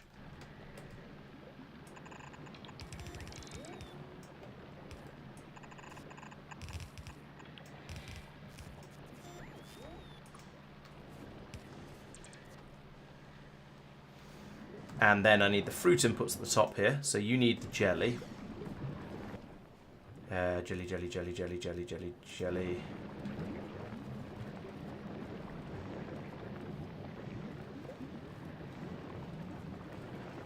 Right, so put that there and say I want jelly to the left. I'm gonna need to sort of just pass it through so I don't risk creating a blockage. That's the slightly funny thing about this system.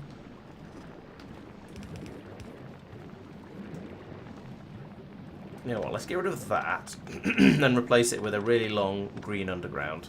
Because I can have that go from there to there, and it's just going to be out of the way then.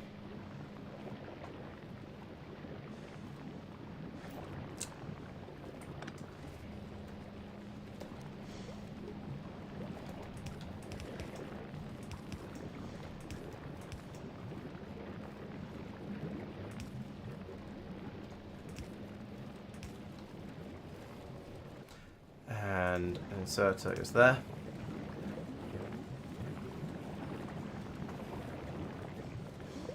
Well, I seem to be making a lot of spoilage, which is, I guess, how things go in this game.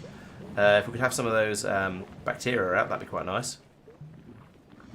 We're making the spoilage so fast that we can't get rid of it all. Great. Although, actually, now we are. There goes the bacteria. So that can then wibble round here. Ah, it gets grabbed by those. Lovely. So it goes into these machines. They then make more bacteria, which gets unloaded, and the system gradually fills up and hopefully flows round and round and round, and eventually the iron ore will come out of the top here, and it'll just keep flowing until that point. We shall see. But I'm cautiously optimistic. Now I need to do the same thing over here. This belt doesn't need to be there at all. We'll do the same sort of thing again over. That inserter is not fast enough to keep up. It's not too bad when there's a nice flow of something coming through. It's when there's a little bit of, yes, having to do little bits that it's a problem, as usual with these sort of inserters. I'll take another look at that in a minute or two.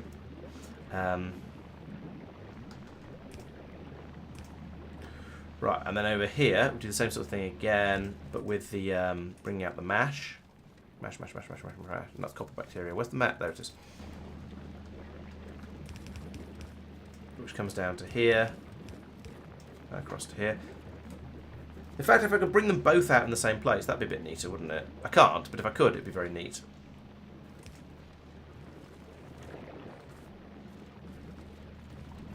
There we go, there's some iron ore starting to come out. Excellent. The system works. Apart from jamming up on the apple cubes, of course. Because we can't pull them off this belt fast enough. And soon the mash as well. How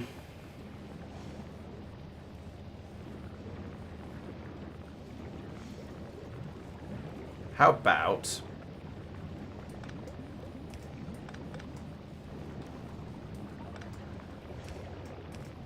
feeding that in there? And also upgrading it.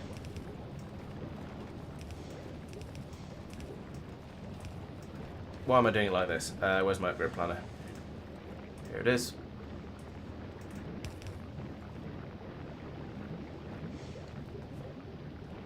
Oh no, some of this isn't that. Oh, some of it's...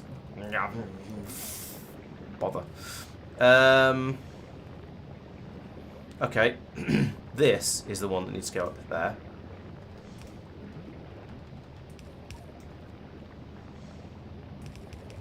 And go in there. This one still needs to go in here. And my inventory is wonderfully full, so everything is breaking. Lovely. Where's that? I should have a stack inserter from somewhere. Oh, I don't know what's happened to it. You can't burn that, can you? You can burn all of that.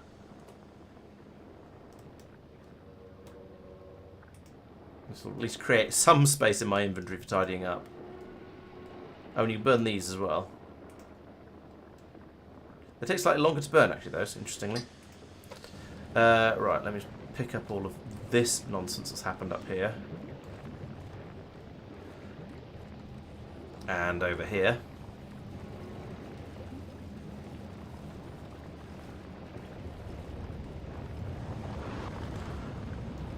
So my question is, where did my green inserter go? Because I definitely had... I do have one. I do still have it. Never mind. Alright, so once again, we're going back to putting all of the bioflux in here and letting it go off, which I don't think is a particularly productive way of dealing with it. Because it doesn't very quickly. But I'm not sure what else to do with it.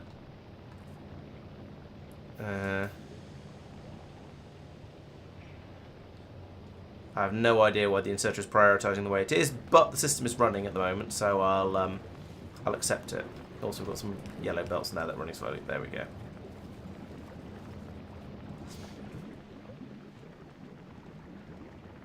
Okay, good. There we go. That's unclogged it again, at least, which is nice. I don't need that there anymore. And therefore I don't need that or that. Right, so there we go. We've got anyway, the system has worked in that I've now produced enough iron and copper ore to jam these things up. So that's a good start. My next thought is, where do I build? What do I do with all of this stuff? Where do I build, basically? Because I think this area down here is not build-onable. Okay, this isn't. So I probably want to go over this way, because there's a bit of space here that isn't horrible. Alternatively, I pull the iron and the copper out, and because they don't go off, I can have their belts be as long as I want. Bring them up here, and then just start using this area for my I was going to say for my main bus, but for my main bus, what there is going to be of it, which isn't going to be a huge amount. But this area is an area where I could at least have some stuff. Why are we getting? Oh, I know why.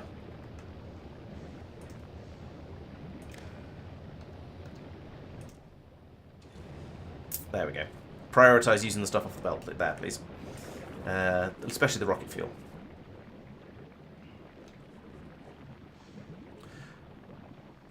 A sort of problem we're seeing here now is that we're starting to run out of brain fruit. Actually, we're running out of... I'd say running out of... Yeah, I feel like we're a bit short of both fruits.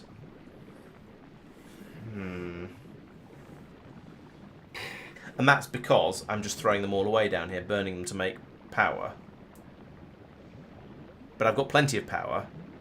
I'm just throwing them through and burning them in order to dispose of them, in order to keep keep what's coming in at the top here as fresh as possible. Which, is that really necessary? Would I be fine with slightly older fruits?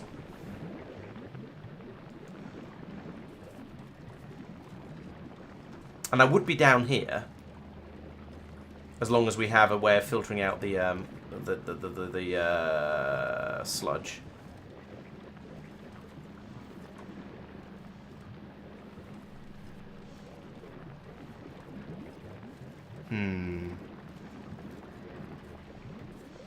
But keeping the fruit for the bioflux as fresh as possible feels like it's a sensible thing to do. And this bioflux does feel like it's a bit fresher than what I was getting out before. And that means that by the time it gets down here, we should, in theory, be getting fresher eggs out.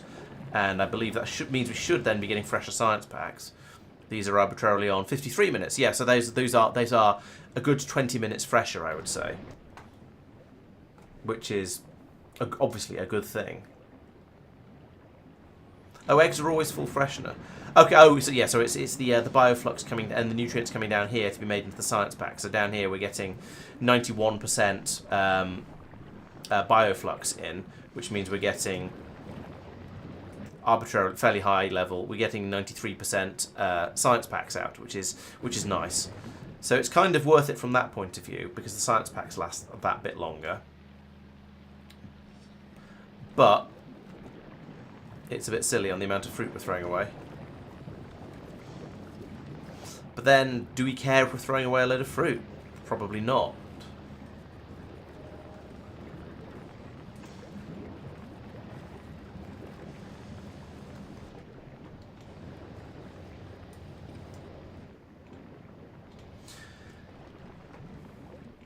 It does mean more pollution, as we've discussed, but even with the extra pollution and the warning of having triggered an attack, we've still not actually triggered an attack. I could have a look on here on the pollution page again, as people were saying. Yeah, so we've got a 40 small egg rafts that are absorbing a small amount of sporage. But big deal, I guess. I don't know. Is it a big deal? It's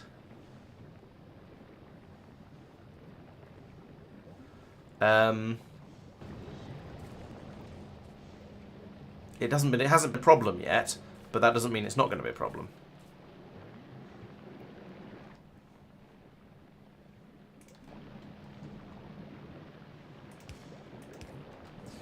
Right, let's cook some metals. That feels like a sensible next thing to do while I prevaricate about what to do about the all the creatures around.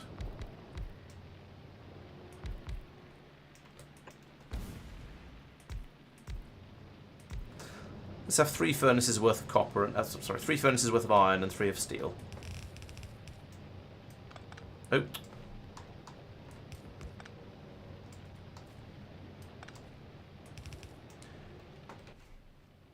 No particular reason for those numbers, just felt like it, basically.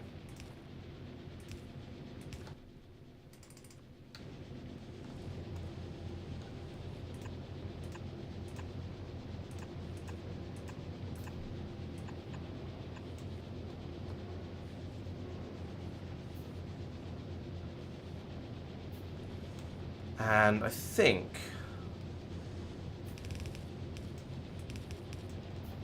I'll do that and put them both on the same belt, because I'm not going to need very much on this planet, I sincerely hope.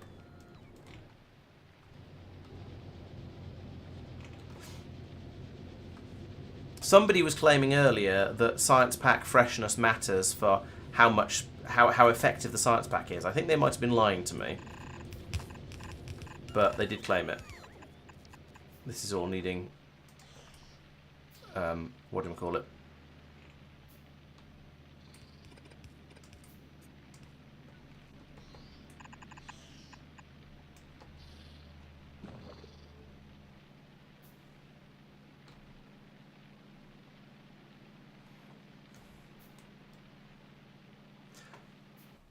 Okay, so yeah, I suppose as long as you have a flow of science packs, it actually doesn't matter how fresh the science is, because you just use them up at whatever rate they're coming in at. Yes, true. As long as there always are some, the quality of them doesn't actually matter. Yeah, that makes sense.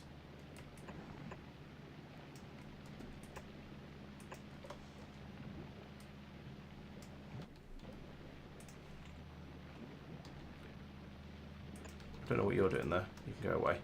Oh, that's in the wrong place as well.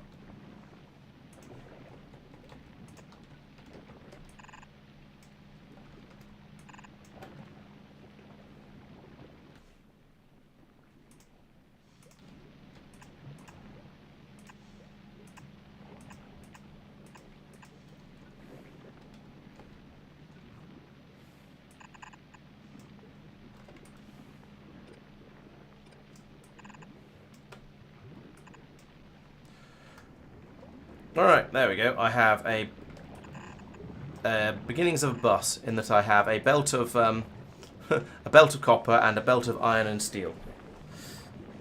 Oh yeah, it is about sort of bedtime-ish, isn't it? Yeah. Alright, thanks for stopping by, and I'll catch you next time. Let's carry on building. Blow up some flowers as we go.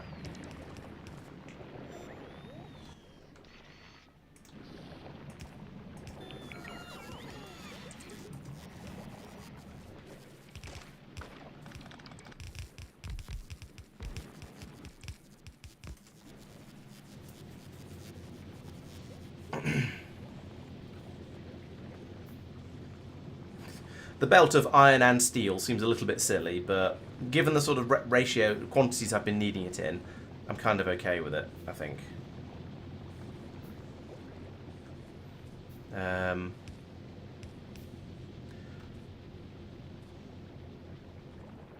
Next thing to do, I guess, is going to be starting to make plastic. So plastic is made out of red fruits. The mat... Is it? Yeah, plastic is made out of bioflux and the mash. So the mash is coming down here. I could capture some of it as it flies through, I suppose. Here it is going down here to be made into copper. And it should... I say to be made into copper. We don't actually need it to be made into copper, because it's being turned into... that's just there for triggering the start point. So I could put another splitter in here and bring the mash back out again, and then make plastic over here. Feels a bit weird and ugly and generally gross, but it is a possibility. I do note that we're starting to run out of Yumako.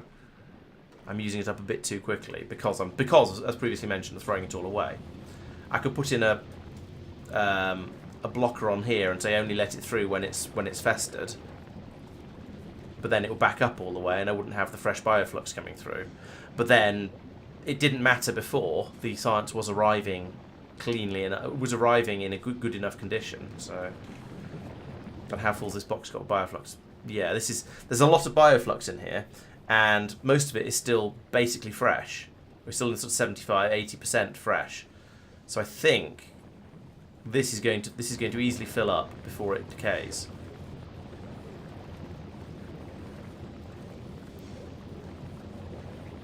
So I feel like this trying to keep it running system is a bad idea, TM.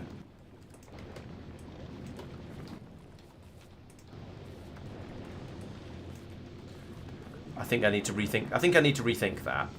Maybe just let it, maybe let it go up, not be completely fresh when it gets used to make the science packs down here.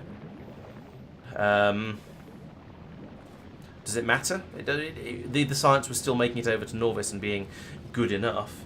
If we look over on Norvis, the science arriving over here is, well, we have a reasonably healthy quantity of the agricultural science on the belts. And if we look at how well it's coping, it's still 56% healthy. It is getting used to. Oh no, we're not doing that one for this one. Which science packs are we even using for this?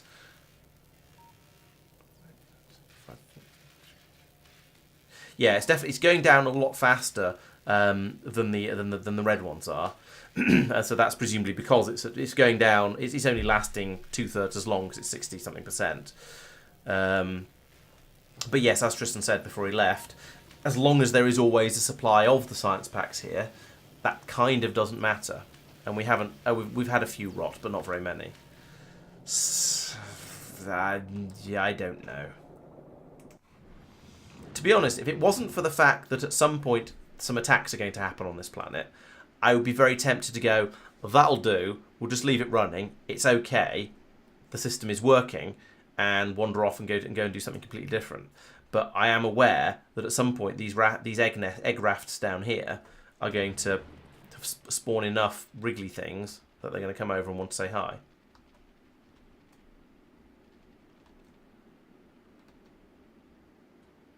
There's fewer now than there were earlier.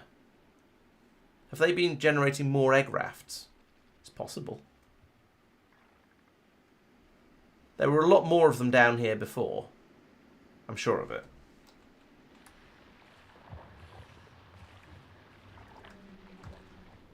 Have they attacked and I just didn't notice because my defenses are so good?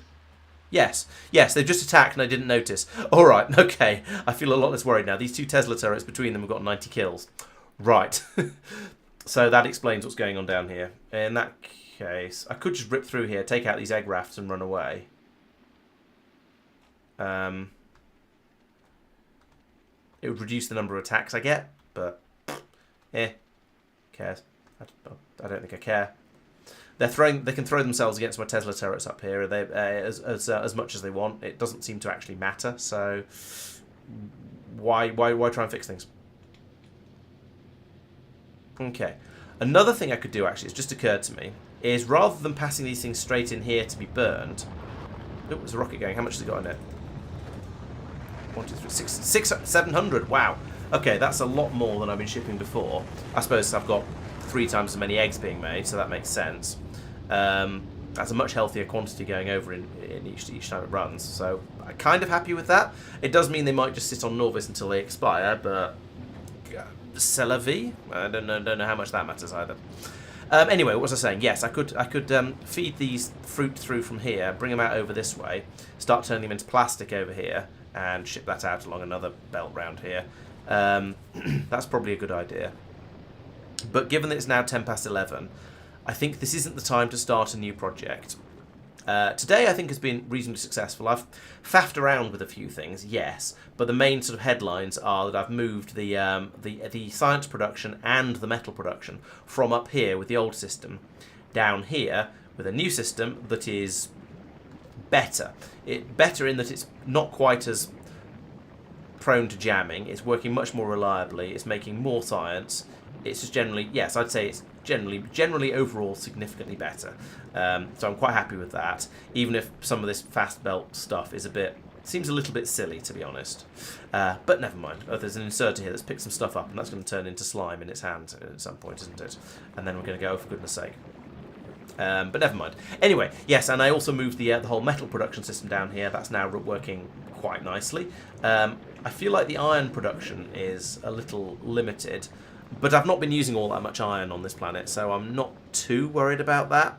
I can expand this relatively easily if I need to, or at least I can if I invent landfill that works on this. In fact, no, I have landfill that works on this planet, so that's possible. Next time, yes, I shall get the plastic production up and running again. I shall start making the low-density structures and other such shenaniganery on this planet, because that seems like a very good idea. Shipping stuff around, rip up all of this, and probably build some sort of bus system. So I'm at least making all of the basics, the green circuits, the red circuits, that sort of thing. Making those on site here, and have everything in, and then it'll be a bit less handcrafty whenever I try and do an expansion and need a load of inserters. I should also put roboports around everywhere. I still haven't done that, and I'm not really sure why. I did bring some, didn't I? Yes, I did. I've got 20 of them up here, so there's no real excuse for that. I should have covered the whole area in roboports and get it so it can support itself and look after itself, but I've not done that yet. But it'll happen sooner or later. I feel like. So basically, I guess I feel like the steps I've made today. Yes, okay, the science is now, it's a bit more self-contained, a bit more sensible. But with this part, with moving the metal production down here, I now feel like I've got to a point where I can expand it if I need to. I've got enough coming out that I can actually start a bus running off here and start producing things that I need in quantities. So over here, for example, I've got the metal and I've got the copper and the iron, so I could start making green circuits over here, and then once I've got the plastic, I can start making red circuits, and at that point, I can also start making inserters. And once I can make inserters, then there's a lot less handcrafting. I'll get a lot less annoyed with it. It's just generally going to be a lot better and easier, and so on.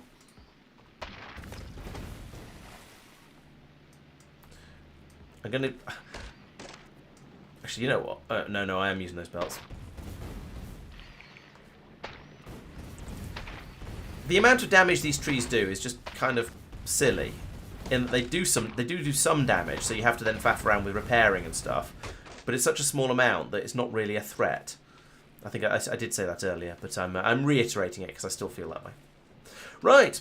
Okay, thank you very much for watching. So I think, going to call it an end of the stream now. What day is it? Today is Wednesday, so that means the next stream will probably be Monday. There won't be a stream next Wednesday for what I hope are fairly obvious reasons. In the meantime, how busy am I at the weekend? I won't say no to a bonus weekend stream, but I certainly won't say yes, because I have a number of other projects I'm trying to work on at the moment. Yeah, I think the Glebin has gone quite glebularly. Ooh, there goes another rocket as well. Another one already. There's a spaceship there. What's going on? So there's another 200 on that one. Oh, the spaceship will still be sat up there, trying to reload with ammo, I guess. Yes, it needs to make another 87, 86 ammo before it can leave, and so in that time it's just filling up with dodgy, goopy science packs. Okay, fair enough. I'd quite like to adjust this ship to have a bit more ammunition production, but there isn't really room. I'd need to get rid of this row of solar panels over here, and then I'd worry about the amount of solar power available on it, and I need to get a few more parts up here for upgrades. But so we won't do any for that. Or I could replace all of these with speed modules, but then I definitely wouldn't have enough power. Anyway, enough thinking about random other things. As I say, I think it's time to end the stream. Thank you very much for watching. I hope you've enjoyed it. I will be back on Monday with some more of this, and hopefully I'll get some videos done over the Christmas break, and we'll start to and get over the drought of videos that's been on the channel recently. So yeah, sorry about that. So once again, thank you very much for watching. I'll see you next time. Good night. Good night, Madman, and anyone else who's commenting at the moment. No, it seems to just be you. Everyone else has run off and hidden. Right. Thanks, and good night.